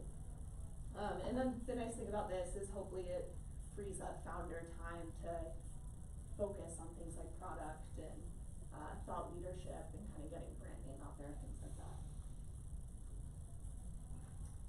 The third stage was that sales director, or how can I equate it to? Sales director and scaling AEs. So this is kind of that first transition into sales leadership, both as a founder and as an on-the-ground salesperson. And one thing that I think is really interesting to try to do here is lean maybe on that founding AE that you brought in, and maybe there's somebody that hasn't led a sales team before. Maybe it does not make sense for them to ever lead a sales team, but maybe it is something that they're interested in and you might want to test the waters on. This is kind of a good time to not formalize that title, but at least test it out and obviously have conversations with the person to see if it's actually something that they're interested in at all. But this is where you as a founder kind of start taking more of a step back, and you're not actively involved in all the minutia of the sales pipeline, of the review cadence. but you do wanna still be reviewing that pipeline and still making sure that kind of the early stage, what's going in the funnel is quality, it's the kind of customers that you want, things like that. The hardest part for me when I was doing this on the sales side was avoiding the temptation to join like every sales call that my sales team was on. You're going from this position of like, you're doing this as a founder, this is your baby, it's hard to let go and kind of give the reins over to somebody else. But I do think it is important to have that break at some point, and this is a good time to think about doing that. And then you can also think about specializing your sales role at this stage as well. So again, very dependent on your business, but maybe this is the time where you have a couple of AEs, maybe it's the time where you have one AE, a couple BDRs, an account manager, really depends on what you're trying to build. And then the fourth bucket, VP of sales and making your kind of first sales leadership hire, I bucketed as hands-off-ish. You're ideally not spending your day-to-day in sales, you're not spending your day-to-day in sales meetings, and you're transitioning from that kind of in the weeds to more of a macro focus on what does our pipeline look like, what do our close rates look like, what kind of industries are paying more for our product versus less, things like that. And then you as a founder can spend your time on more of the cross-functional parts of the job. So how does the feedback that your sales team is getting translate to the marketing approach you need to take, and how does all of that translate into the product you're building and what your customers actually want. My personal view is that the best time for this transition is when you know who that ICP is, when you know kind of your product market fit. Does everybody hear that all the time, or is that just me? Yes. And then you're really, you know, ready to put your foot on the gas and go full steam ahead when it comes to sales and marketing. That's, I think, a great time to bring a more experienced person in who can really turbocharge that space. And so all of that was more focused on kind of the enterprisey sales side, but I have kind of seen, at least myself, both the marketplace side as well as the kind of enterprise SaaS. So just kind of put in a couple of thoughts here. So that first stage, the founder-led sales stage, marketplace, you're focused on the two-sided lead gen. Enterprise, maybe you're more focused on the technical validation and kind of making sure that what you've built is something that customers actually want to buy. For that kind of stage two, the founding AE hire, at least for TopTal, the marketplace I was at, we were really focused on process scaling. So, okay, we have this white glove matching service. It's worked for this small group of customers, this small group of engineers. How do we scale that process and make it repeatable and, you know, able to grow quickly? On the enterprise side, we were more focused on like the technical translation. So we have this great tech product. We know how security teams are using it. How do we translate that into marketing material, into our first meetings, into our early conversations with potential customers, or into people who are more holding the purse strings versus using the tool on a day-to-day basis. For the kind of stage three scaling AEs phase, TopTal's marketplace, we were focused on, okay, the events that we're doing, the people we're talking to, are they potentially good fits for the network we're trying to build? What's their intent coming to these events? Do they just want free drinks? Are they actually interested in, you know, the marketplace that we're building and in being involved? On the enterprise SaaS side, it was more, okay, as we scale, as we're looking at a bunch of different industries, what's the budget available? What is the technical feasibility of getting this tool in there and making sure that it's sticky and it lasts? And then that final stage, on the marketplace side, we were very focused on velocity. So just getting as many people that have the fit and intent into our process. And then on the enterprise SaaS side, very much about qualification. So when I think about Dartrace, when, you know, I was there 2017 through 2020, it was very much close the deals that you can close. We'll do concessions, if, price concessions, if we need to get within a certain budget, incentivize deals to close, whatever way necessary. Once we were preparing for an IPO, and as a public company, it was very much, let's think more about the deals that we're closing, the partners that we're working with, making sure that it translates to the margins that we need to have to report to investors, all of that fun stuff. So yeah, that's kind of how I thought about this today.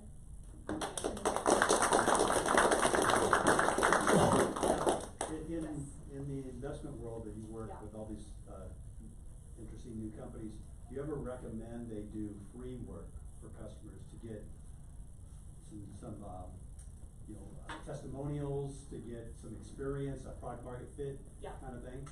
All the time. So we call it working with design partners, very early stages.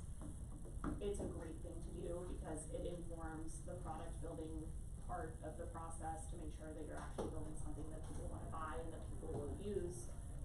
Because we invest at the early stage, we are getting people money at that point in time fairly often, where they've maybe had 2 or 3 really high quality design partners, they don't have revenue yet, but we're able to kind of see the validation from those design partners and extrapolate that to hopefully sales down the line. But yeah, I think that's super important.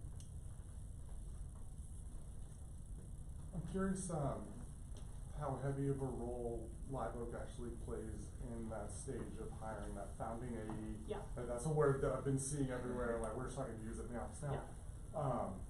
But I mentioned earlier, I'm with an accelerator in like business development is kind of my function, so working with a bunch of different companies.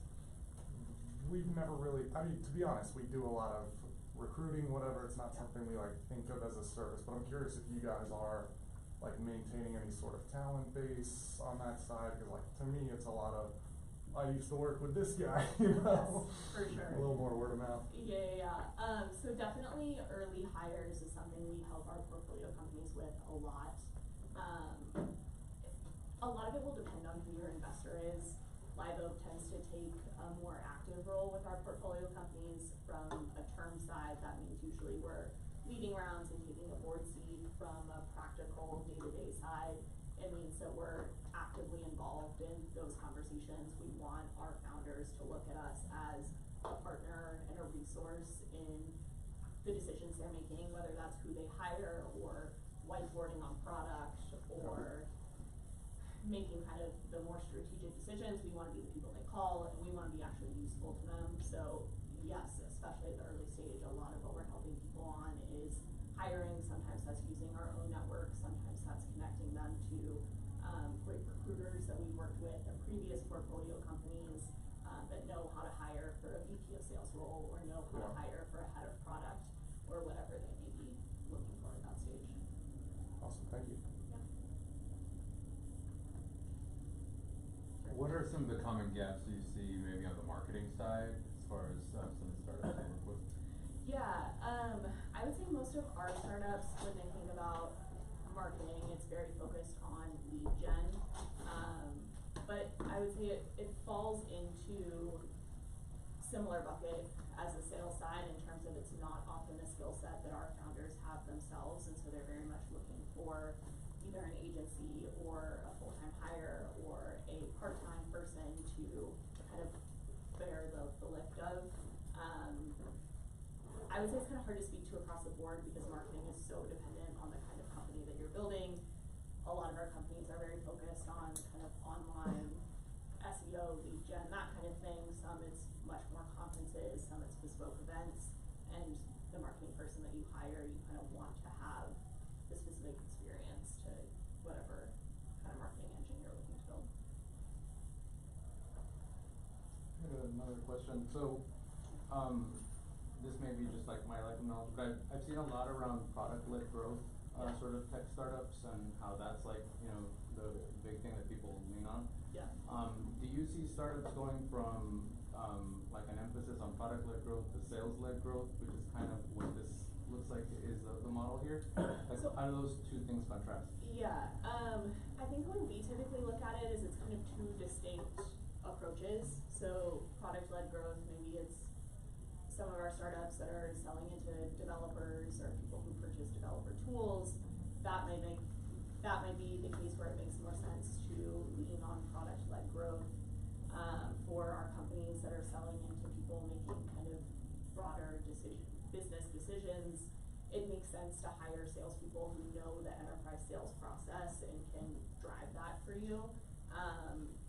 I don't often see a ton of our companies that are going from like product-led growth and then switching into enterprise. In my mind, it's kind of two separate paths, and that's definitely something we're talking with a lot of our early stage companies on. Is, okay, does it make sense to go down the PLG path? Does it make sense to go down the enterprise sales path? Are you more SMB? Is that like part of finding the ACP, I guess, or like Yes. kind of the market that they're going after, Yeah. and then you decide Very kind of much your so. approach? Yeah. One more question? Okay, thank you. Thank you.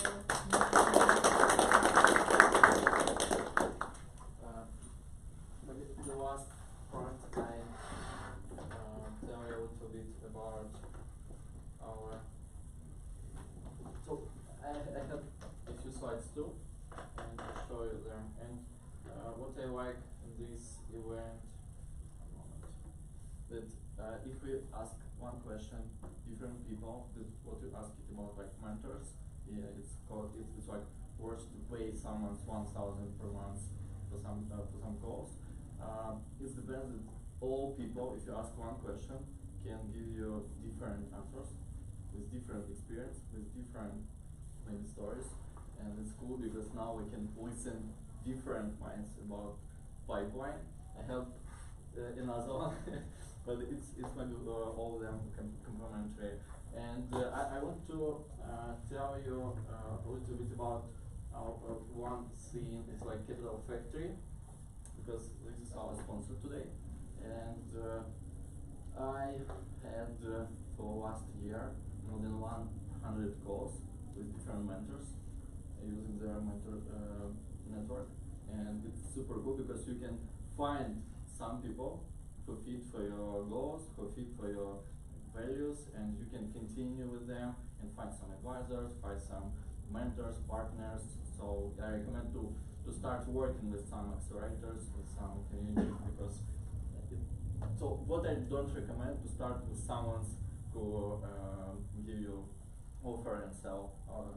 I can fix everything for you. Try to speak with some different guys. A little bit about us, because I started and don't tell you about me and Lucy, because we work together and it's like family business. We work together 16 years. We had and we started first our business in 2009. It was sales consulting company. This is #1 sales consulting company in Ukraine. And we had different businesses, but this company works and still works in Ukraine and Europe. The team focus mostly on enterprise big companies, and probably I had 300-400 different projects for enterprise companies when we help them to fix everything for processes, from automation, for people management, and after this, 2 years ago, we relocated in Austin. 2.5 years ago, we relocated in Austin and started business. We call it Big Sister AI. It's like Big Brother, but we're not bad guy. We focus on focus on good things, and we don't replace those people. We want to be like the drivers from Iron Man to help everyone be better and focus on skills. So the problem which we try to solve, and then I show you a few screens from our product. But the problem that everything which you can measure today, because all speakers talked today about measuring, so KPIs, metrics, but all metrics, all KPIs, it's about what happened. So results, number of calls, number of meetings, conversion rates, different activities, but it's everything about what happened, like activity in the conversation with customers. And if you try to understand why this guy is better than another one, this has, for example, bigger conversion rate than others, it's impossible to explain by data. And I call it astrology. Every sales leader try to guess what you need to improve in can say, oh, maybe read this book, watch this video, speak with this guy, but it's everything about guessing, and we try to use different approach, and we found the case in, so I like PlayStation when I have some time, and I have, and when I played FIFA Manager, it's like soccer simulator, soccer management simulator. When I played in FIFA, I saw that all team sports have quality metrics by skills metrics. So probably if you watch it with Moneyball, or do you like, if you like some team sport, you know that they measure skills, measure quality. It's not only what happened, but they measure your habits, your some main rules which you need to have. So we do the same for salespeople, and maybe this is the reason why we start talking about sales, because we want to understand, receive the feedback from everyone from the market. And now I show you a few screens and pages from my perspective of sales pipeline. This is maybe classic pipeline from the market, so most companies use this approach. Some differences maybe you can find if you read some articles from HubSpot, Salesforce, but most of them, they have the same idea. So probably you can listen about funnel or pipeline. It's like the same things, but funnel is mostly about marketing vision for this way of working with customers. And the idea is that you start from prospects, maybe some from lead, prospect, and then you can go to some deals. And prospecting, qualification when you start talking with some leads, understand it's like some companies use blind or different like questions, so which you need to understand this is customer for you or not, and you need to talk with them later. Then proposal, then we can go to negotiation when you, so maybe it's different approach that you use because they give you a proposal and then start talking about this. After negotiation, it can be months or years sometimes for enterprise. They closing this deal, and retention is like return to try to sell something else or upgrade or work with this customer in different ways later. But I don't use the same approach from our side. For me, it works like super hard, and if you try to work, Chris talked today about like the salespeople hate CRM, but it's not my problem with CRM problem. But if we try to compare some CRM, some is more better, more UX friendlier than others. But if you try to work in Salesforce, or I don't want to tell some different names because maybe we can work with them later, but it's hard, you know, it's hard. And I saw some report that minimum 60% of time, so people usually spend for fill-in CRMs. So just only 40 maximum percent you spend for your customers. It's a huge problem. But the main problem for me, it looks like it's super hard, it's super complicated process when you don't understand. If you have 200 active customers right now, it's impossible to understand what you need to do with them, and you need to have some different tools for working. What I tried to use in our case, when I read book from Henry Ford, I saw that they have the same problem with manufacture the car, because they have a lot of people who knows maybe nothing about cars, yeah, and you hire these guys, you need to teach them to build the cars, to work with probably one of the most complicated process at the time. And he spent 6 months minimum for teach someone to make some job for the work with this manufacturer, and then most of them go away and work on or make something the same. So they try to build business for themselves, or they go to the another companies and say, I am cool guy, I know everything, so I received some education with sport, so you can pay me more. So what Henry Ford used for this? He started from conveyor, and maybe I can highlight two ideas from conveyor.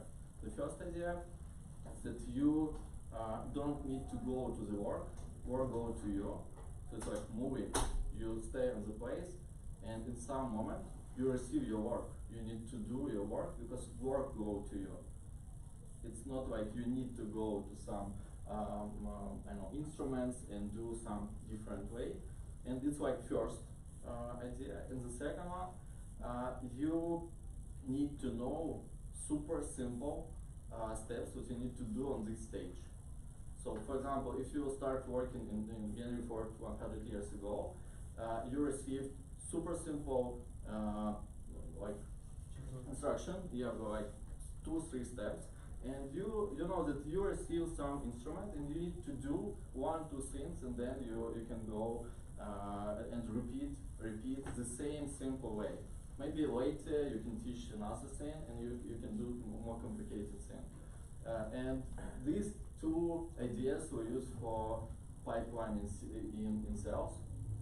This is our pipeline. So we use, it's not like vertical model, we use horizontal model. And we start from new leads from left side. So all contacts which we received, like inbound or outbound, we receive on the first stage. And then we need to do something every stage to move this customer, this lead or deal, to next one.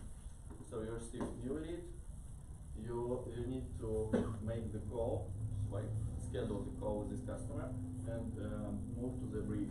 In the brief, you need to use different methodology what you want, band, medic, medpic, maybe something else, and ask them question to understand what they need. And in one moment, when you understand that you can make offer, proposal, agreement, everything that you like, you can call it, it's like in different way. You go to the offer, you make this offer, you present this offer, and when you receive feedback, you can go to the contract, or if customers say, oh, I need to use it, give me some time, you can use some like medium stage before to share how it works to the customers. And what we do else when we build this for some company? This process is process for business, for customers. It's like between your company and your customers. And we can use two resources to work on this pipeline. First of all, you can automate this.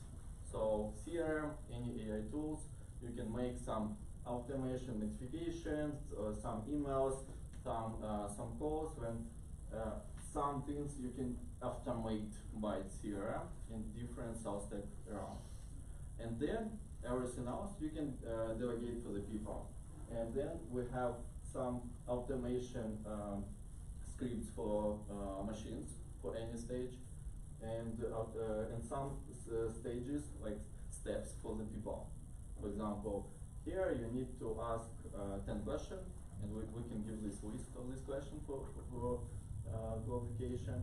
And another, you can use this template and send this template to this customer and present in this way, because we can give you some rules what you need to do and how it works in general. You're like a salesperson, you can see on the CRM, and you receive notification anytime when you need to do something, and you can open your deal, and you can see, okay, what's the stage right now, what the next step you can see or follow up on this event, and you understand that you need to repeat something that you know, because you have only 15, for example, 20 action, and you repeat this action anytime when you work, and you receive some notification again, and you have some answer to this notification, and you repeat this notification, repeat your action to this notification. So this is our approach, how we use conveyor or pipeline. We call it conveyor because Henry Ford. The last thing, so if you have pipeline and you can automate everything. So all leads, all connection, all action, all schedule, you integrate with your CRM. So you can measure everything without people, without asking them about reports, about some different things. So you can automate all measuring, all metrics. It's like end-to-end analytic. And then like use these metrics to understand what you need to improve with what you need to talk about with some different guys in your team. And it's like final version when you can make some cycle.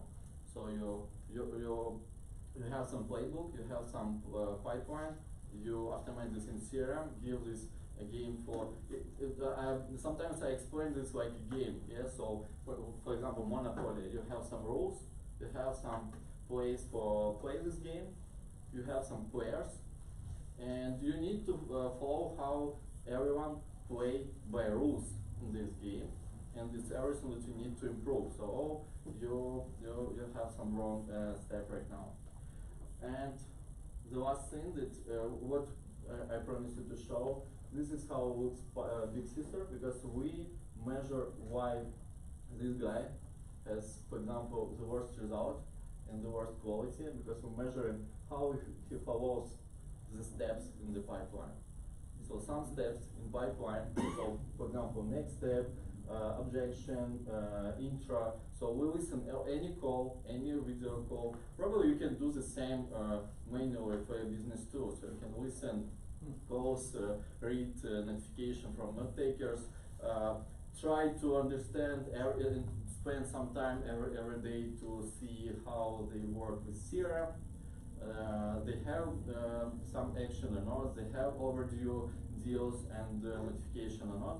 But we do this we automate all of this stuff with AI and fix like score, and this helps me to understand why this guy has huge troubles with some different channels which we use for customers, and I can prevent it. I can fix it. I can work with him and maybe improve final results for company. Yeah. So it's everything from myself about this topic. And in resume, thank you so much, Chris, Katrine. Thank you everyone that you joined this event. Today we have a lot of events, and I know that you probably choose our AP community. And I will be happy to see you next time. We will have this, the next one in March. And if you have ideas about topics, probably the next one will be about compensation. Then CRM and playbook, but again, if you have any ideas about guests, about speakers, about topics, about everything, feel free to send me or Lucy your ideas. Thank you so much. And let's do photo as always, yeah? Yeah. But I propose to do it on this way because we have more space here, yeah? Okay. And another picture outside. Can you please turn on the music? Okay. Yeah? Welcome here, please. It's time to stand up.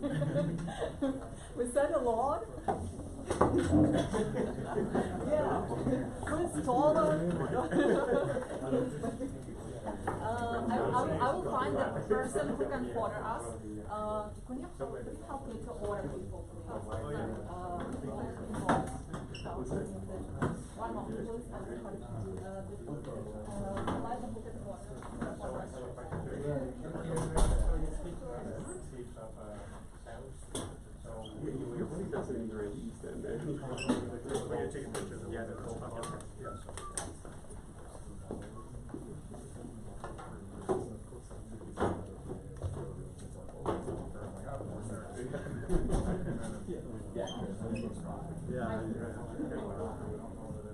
Oh, welcome, please. Welcome.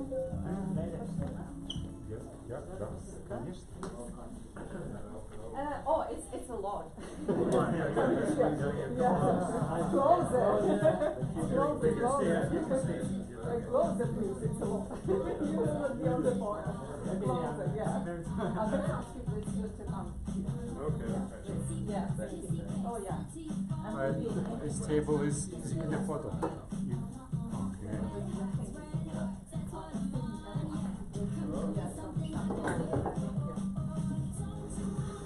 Smile! Yeah, I'm zero. Okay. Let's say something like sales. Yeah. Thank you. It's pizza time if we have pizza. I think few pieces, yeah.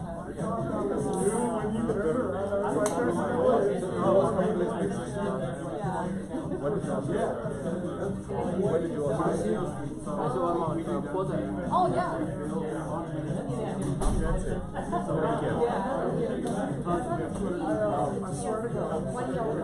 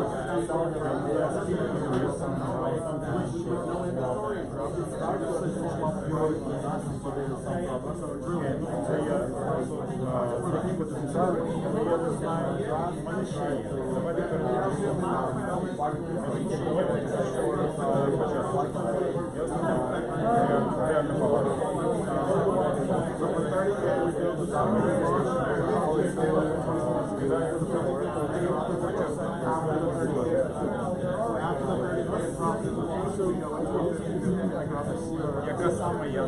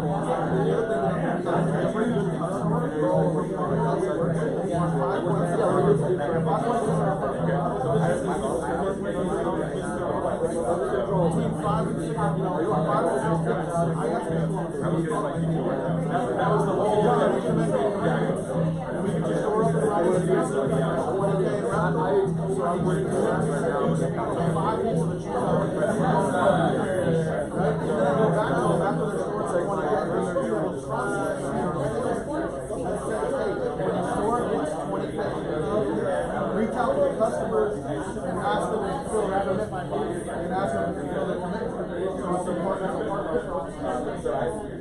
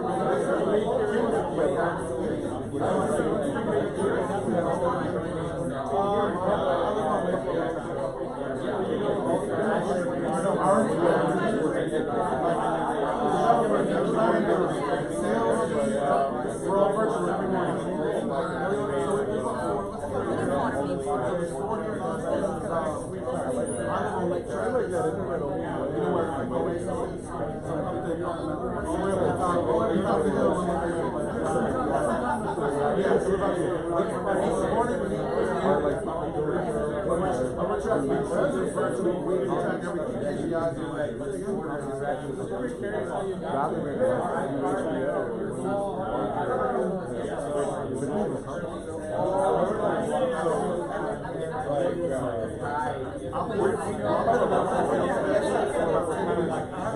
I sold online courses in Notion for about 8 years. I spent 8 years I was coaching those resources, airports, everything on that.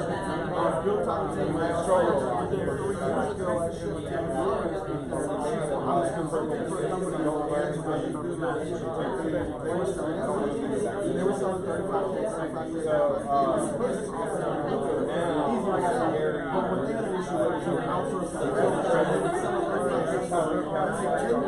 give it to a fulfillment partner to build the machine.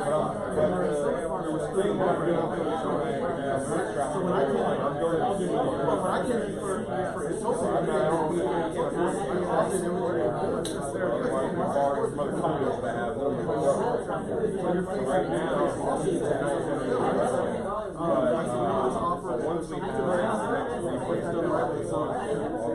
what I did for that was I built the in-house of all of those,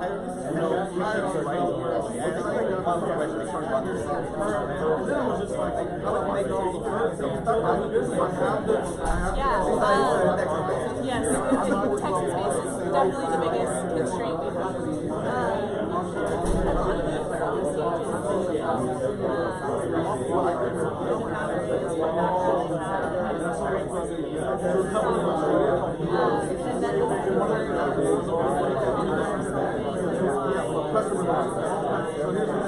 They're an Australian company. I looked at the regular and I went on.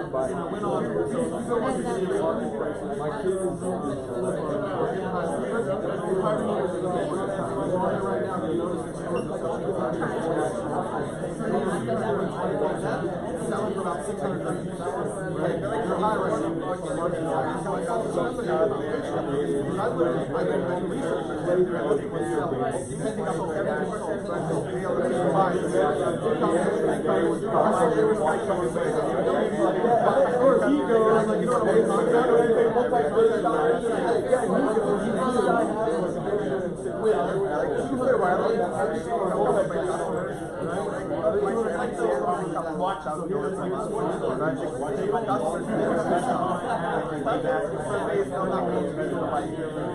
depending on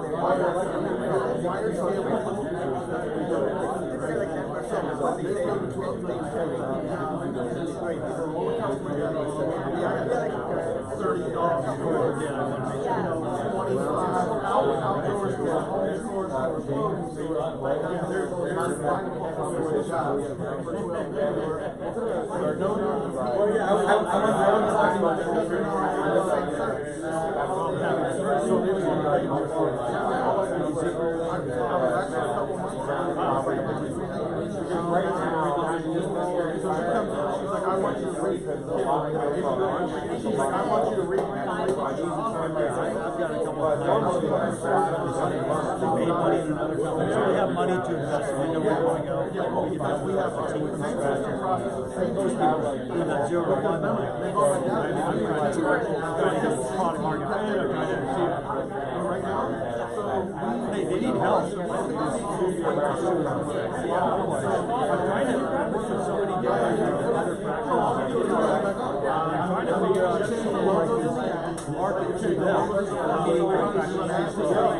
I call them seller doers. They love doing what they do. Selling. They need help. They don't really want to get good at it. It's like you got to get one and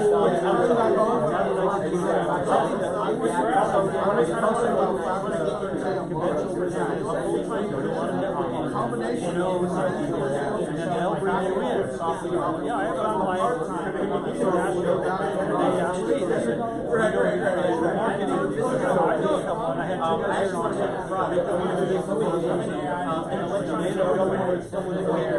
around the perimeter of the looking for change, you go right back to the same well.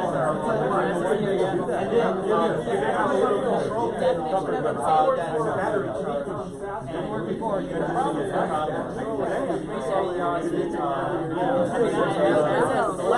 Are you from Brazil? Yeah, it's from Brazil. São Paulo.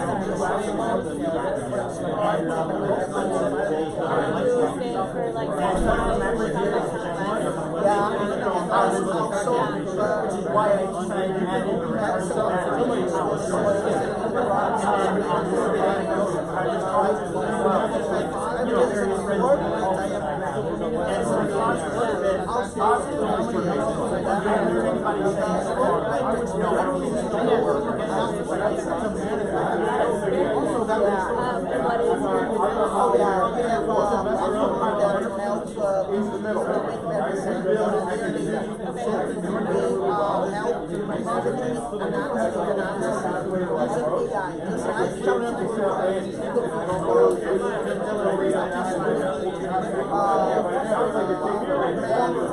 just ask, for example, how many customers, how will we get the next one?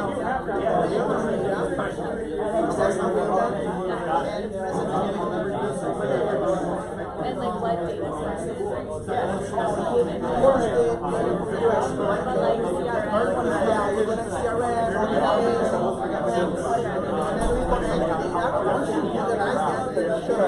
what is that?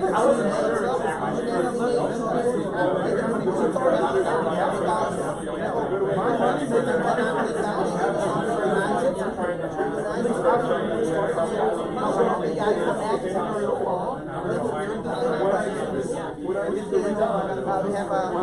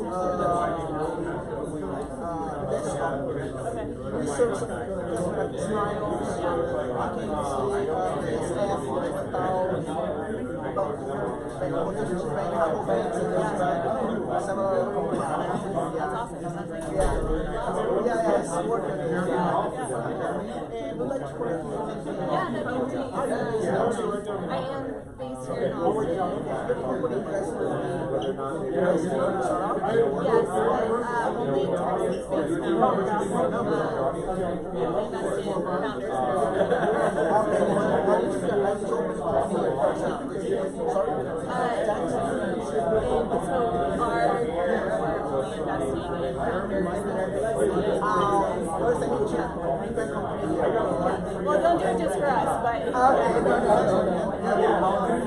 I'll definitely do all this you're on telephone. right now, I'm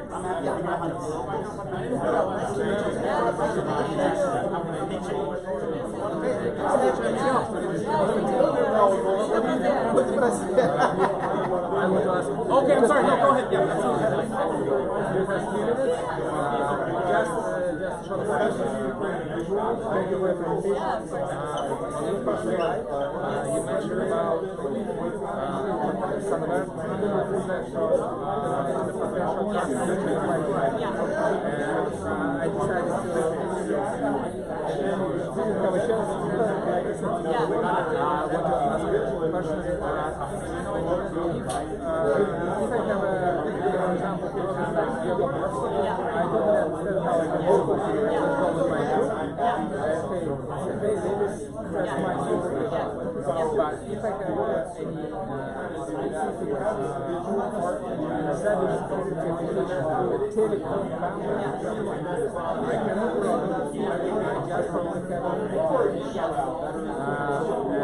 I kept with just around engineers like people can say, hey, this is someone's book back.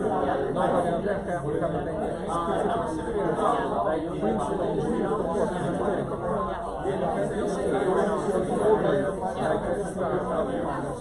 how I can grab this collection, because if I call them and say, hey, I have the idea, this, okay, No, no. Yeah, so I think one thing that helps is just having a very low bar of what you're asking them for.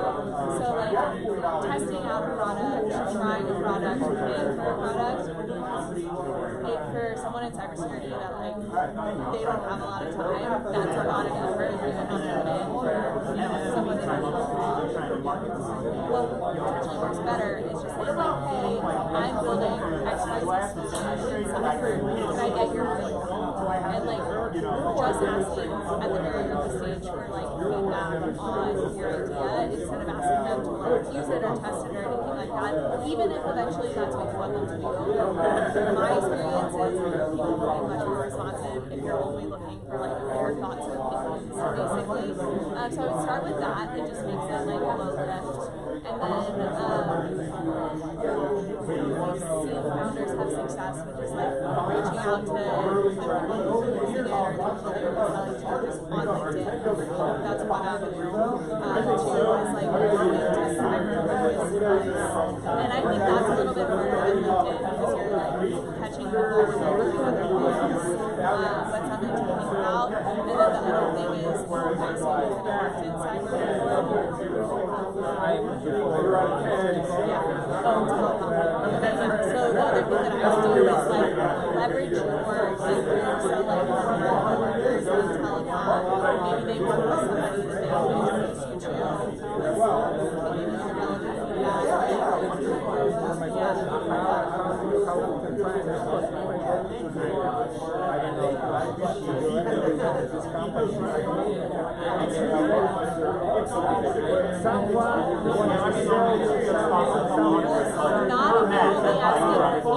and I've been like, I could be very honest to like where you are in the process. Like, hey, and you can even say, like, listen, I don't have a product to sell, but I saw this is your role, and you're probably focused on X, Y, Z. I'm trying to build a solution that can help you with 1, 2, 3. Can I get 20 minutes of your time for just a quick feedback?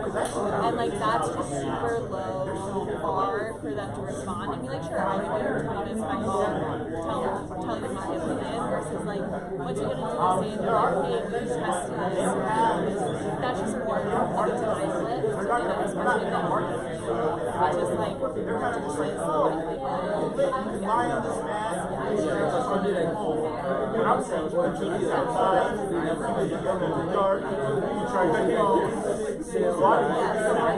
have to a little bit ask the question. Don't be afraid to ask the question, because if you don't ask the question, the answer is always no.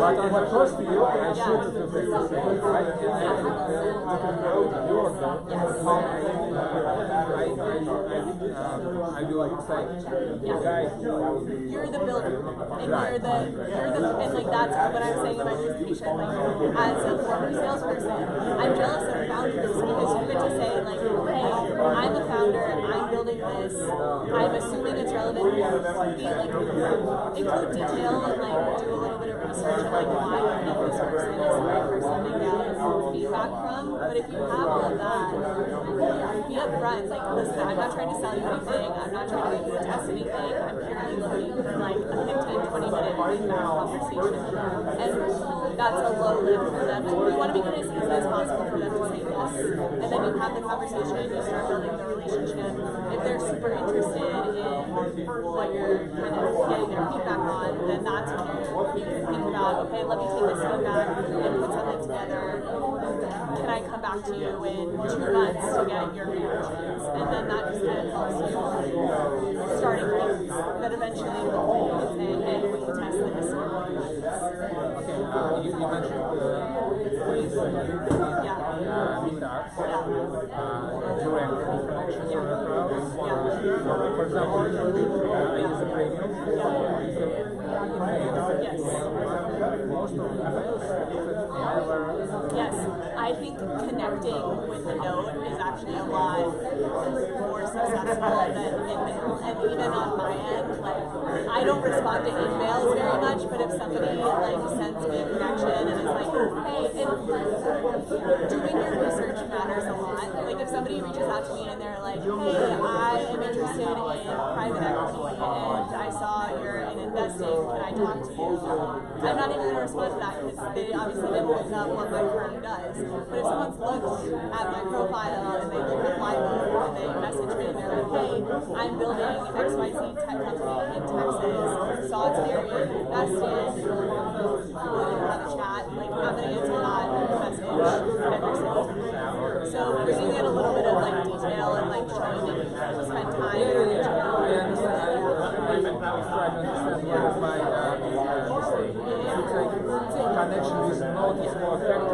personally, that's what I think. And like, I've used LinkedIn for prospecting in so many jobs, and that's always been way more successful for me than and also, you might ask other people, and maybe they have a ton of success with email. So ask around. That hasn't been my experience, but connection with a short, relevant note goes all the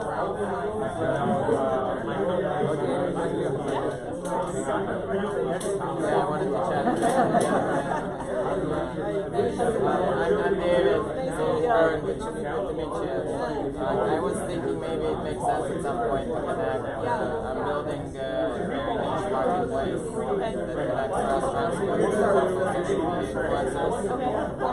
And we've been growing about 90% on average quarter-over-quarter over the last 7 quarters. Still a startup, still we just built 1 million ARR. 300 plus active paying customers monthly. That's awesome. Yeah. It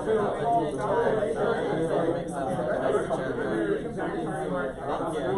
Just reach out. Especially because you invest in founders in Texas. Yes, that's our big focus. And a lot of that is like our own networks are here in Texas, and I think we kind of talked about a lot of what we're hoping stage chapters with is like building out that team. So local When networks. you say B2B, what type of B2Bs do you like? Yeah, so most of our portfolio tends to be like vertical SaaS, horizontal SaaS. We do a lot of cyber infrastructure, and a fair amount of prop tech. We have a couple of marketplaces, not too many, but definitely within the Very one-sided marketplace. We're working with not a micro-influencers, so like we have lines of people. Our main hard side is actually the restaurants themselves. And I think we solved for that. Great to hear more. Reach out.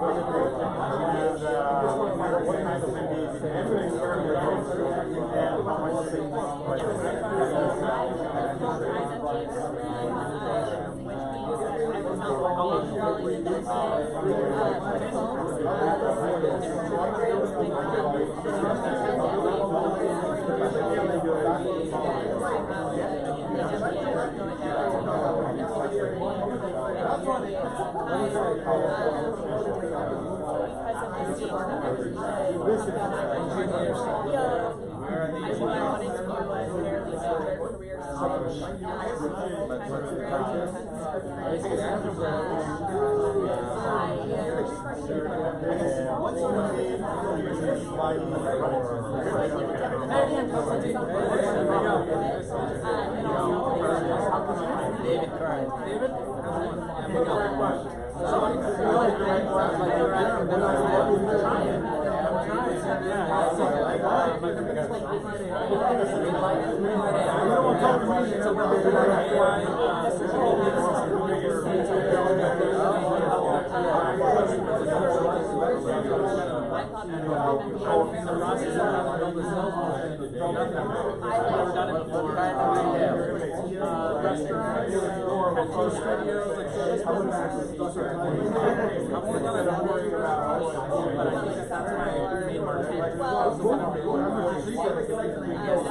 Our paths overlap. My company is called Mustard. You can check us out, Mustard of Love. We connect restaurants with local social media influencers.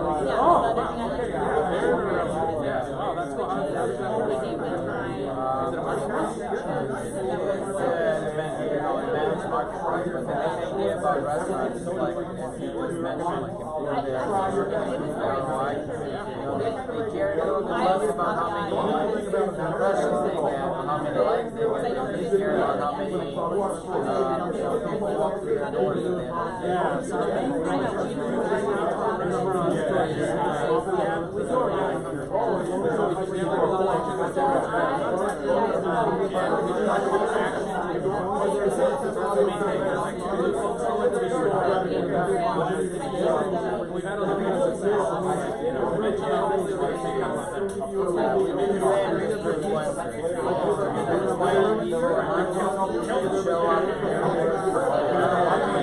every day they get someone influential back in their restaurant and mentioning promotion. Actually, it's an Untitled promotion help you track actual sales. So I can always tell you. Like that's the thing that for me is like okay. So I signed a contract partnership with first party delivery. So like I work with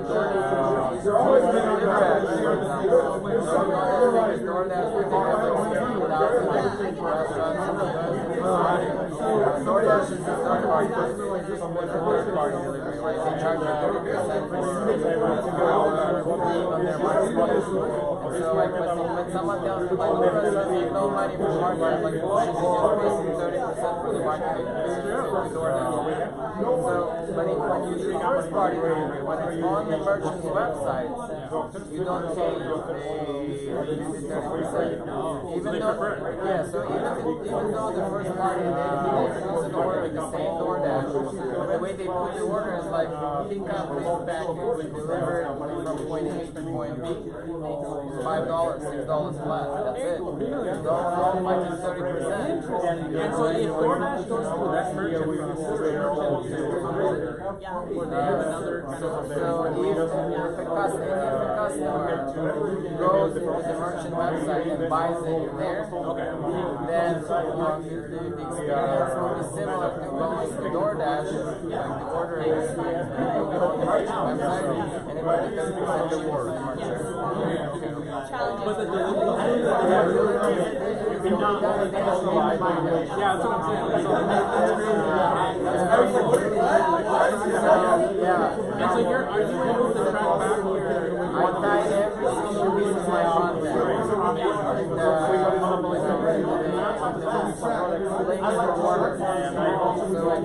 able to bring 20 people and track all the time what is the conversion. And I guess I want to know so on your influencer platform, I've got basically your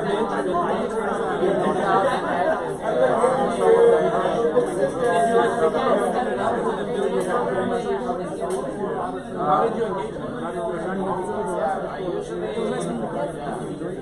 I usually send them already offers, so I say like, if you're in Austin, so direct outreach with them? Yeah, if you're in Austin, I can tell you like, I have like 7 locations in Austin, so I'd like to keep it convenient tonight. Would you like to go and make some content? If they have an app, and I always say to my investors, like the problems that I solve are very similar to what you're solving. So if you're going to have like 1 million amateur service providers, they needed to provide a professional camera. I have millions of amateur content creators, and I need to provide professional marketing service with distribution. How do you accomplish Yeah, you gotta put the framework in place to make by hand-holding this amateur. Otherwise, the restaurant would have to go do it themselves, right? That's another value. Collaborating training, scheduling and making sure that the customer is making sure that every single thing has making sure that that's taken first. How do you enforce that though? How do you ensure quality? Do you have like people who are like evaluating content? We evaluate the existing products. And then they've got guidelines that kind of follow. And again, like influencing is a guideline, right? So that's why I have the 1 year. Yeah. Like if you really, I know like how the investors, startups, like the rain, right? But they succeed. Like if you look as a whole, you succeed. You've got a portfolio. You just need one out of these 10 to really blow up, right? So sometimes some of my videos go viral. Most of the time they don't. But like my math, my cost is $800 a month to the restaurant. Average check on a day is $70. So if I send 20 people to you, you need to meet 20 people. But restaurant fixed cost is about 70%. So no matter whether you have customers or not, you're gonna pay for the lights, you're gonna pay for utilities, you're gonna pay for labor, you're gonna pay for rent. They need 200 to 300 customers a day. $25 to $30 goes for Actionable. Right? So so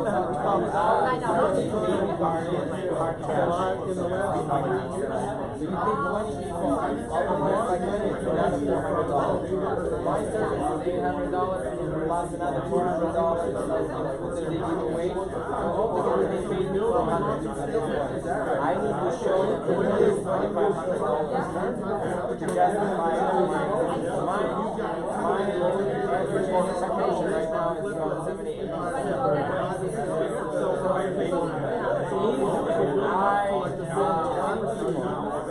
And then we recommend 30 days. And if I have my goal is to make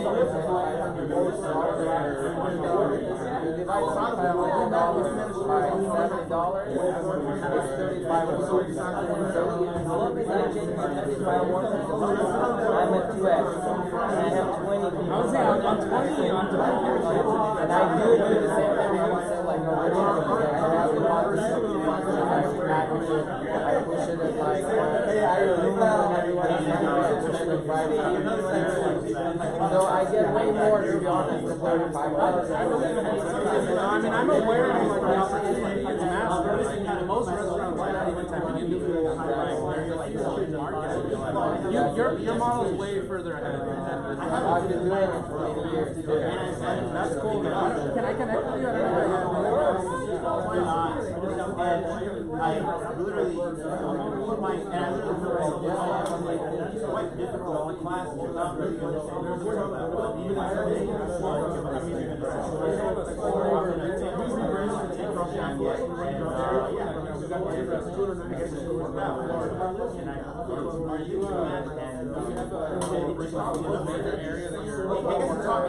We are in metropolitan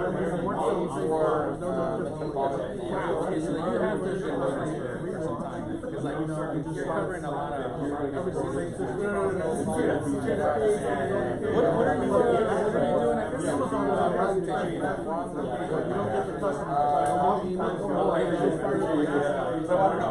Mentorship network. What am I doing here? Well, I do enjoy being a founder. And I also just moved to Austin. Okay. I moved from Silicon Valley just like 7 months ago. Okay. been here like 20 years. Yeah. Well, that was back when I wanted to do it. I do love Silicon Valley too, though. Yeah, I mean, we should definitely connect, and just because I'm a hat, it doesn't mean that we can't like partner or We'll buy your stores. my goal right now is to try to buy right now about 17 It's kind of like how, because we have other stores in the same niche. my goal is to break this change. Really break it like 10. That's my aim now. I've got a guy like one of these events from already in the restaurants actually. He's a little bit up to market, like in that space. I'm more interested in owner operator 1 to 2. That's where I'm looking to start. But he's like Texas Roadhouse, like he's large. Probably the best. Restaurant is an analytics company, and they gather. They're actually about to get fired. So he's doing restaurant feedback, and yeah, they basically provide the restaurant with like what's the experience for the customer, and they targeted a bunch of like enterprise and upper kind of level chains. Yeah, and they're going through exit right now. He's actually probably closing like in the next couple days, which is cool. Yeah, you know, we can connect with him. He's a great guy too. I would love to connect for sure with him, and I also happy to if you want. Also, to give you a white label, you know, oh, amazing! For your yeah, for sure.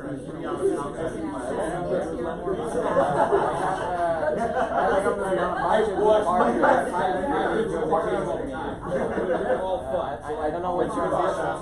If your ambition is to build everything from scratch, your ambition is to make money. These are two different ambitions. Yeah. If your ambition is like, and again, I'm not gonna stop you from either. Like, I would love to help you with either. Like, no, I appreciate that. Yeah, I'm a founder. At the end of the day, I just want to help people. You know? The more than anything, I feel the same way. Like, we can help customers. That might be kind of that might be kind of tall.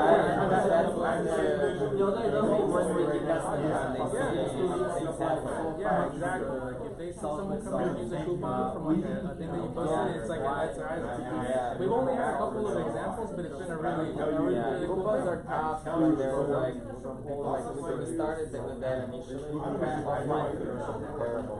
You know, like you get but when you have basically a merchant in Instagram right away. And once it talks about the oh my gosh, it's fucking delicious. And by the way, if you just DM the brand right now, the word burger, you can get fries for $22. Yeah. There you go. So the link that is returned back is like this widget where they can buy right away already with the fries already put in for free. You know, and that's coming from the merchant. And all the conversion is online. Yeah, right. That's the magic. You don't like it's super fucking good. Yeah. No, I actually considered it impossible. I've been racking my brain. Yeah. There's just no way to do it. Like you'd have to get into the point of sale, you'd have to do something like that. Exactly. There's no way. And there's like 50 point of sale. Good luck integrating with all of them. Right. So that's what the advice this other guy gave me will be is like you're gonna want to pick Square or you're gonna want to pick one of these and basically go out to only their like I think that's the way to kind of back into a partnership or something like that. Yeah, that's what I'm trying to do. I'm like,